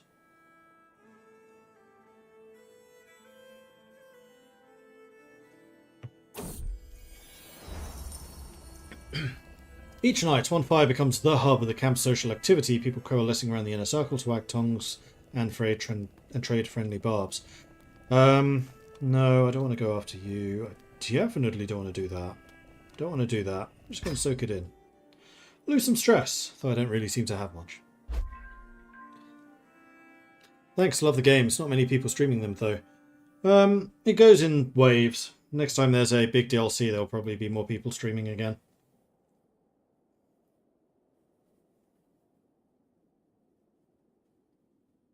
May as well wait the extra couple of days, because then we get the extra 5% completion, which gets us to 90... Oh, 95 is the maximum anyway. Success! Yeah! Back! A high-pitched scream makes its way through the thicket of trees, and I follow. Standing in the middle of the clearing is one of the most beautiful women I've ever laid eyes on. She wields a stick like a spear and tries to keep her distant from a ferocious wolf. With a quick slash of my blade, I cleave into the beast, and the animal lets out a spurt of blood, staining the grass as it falls. "Captain!" the woman cries, falling to her knees. We've a long path ahead of us. So we could get her to join us, but she's a zealot. She's quite a good zealot. 19 only.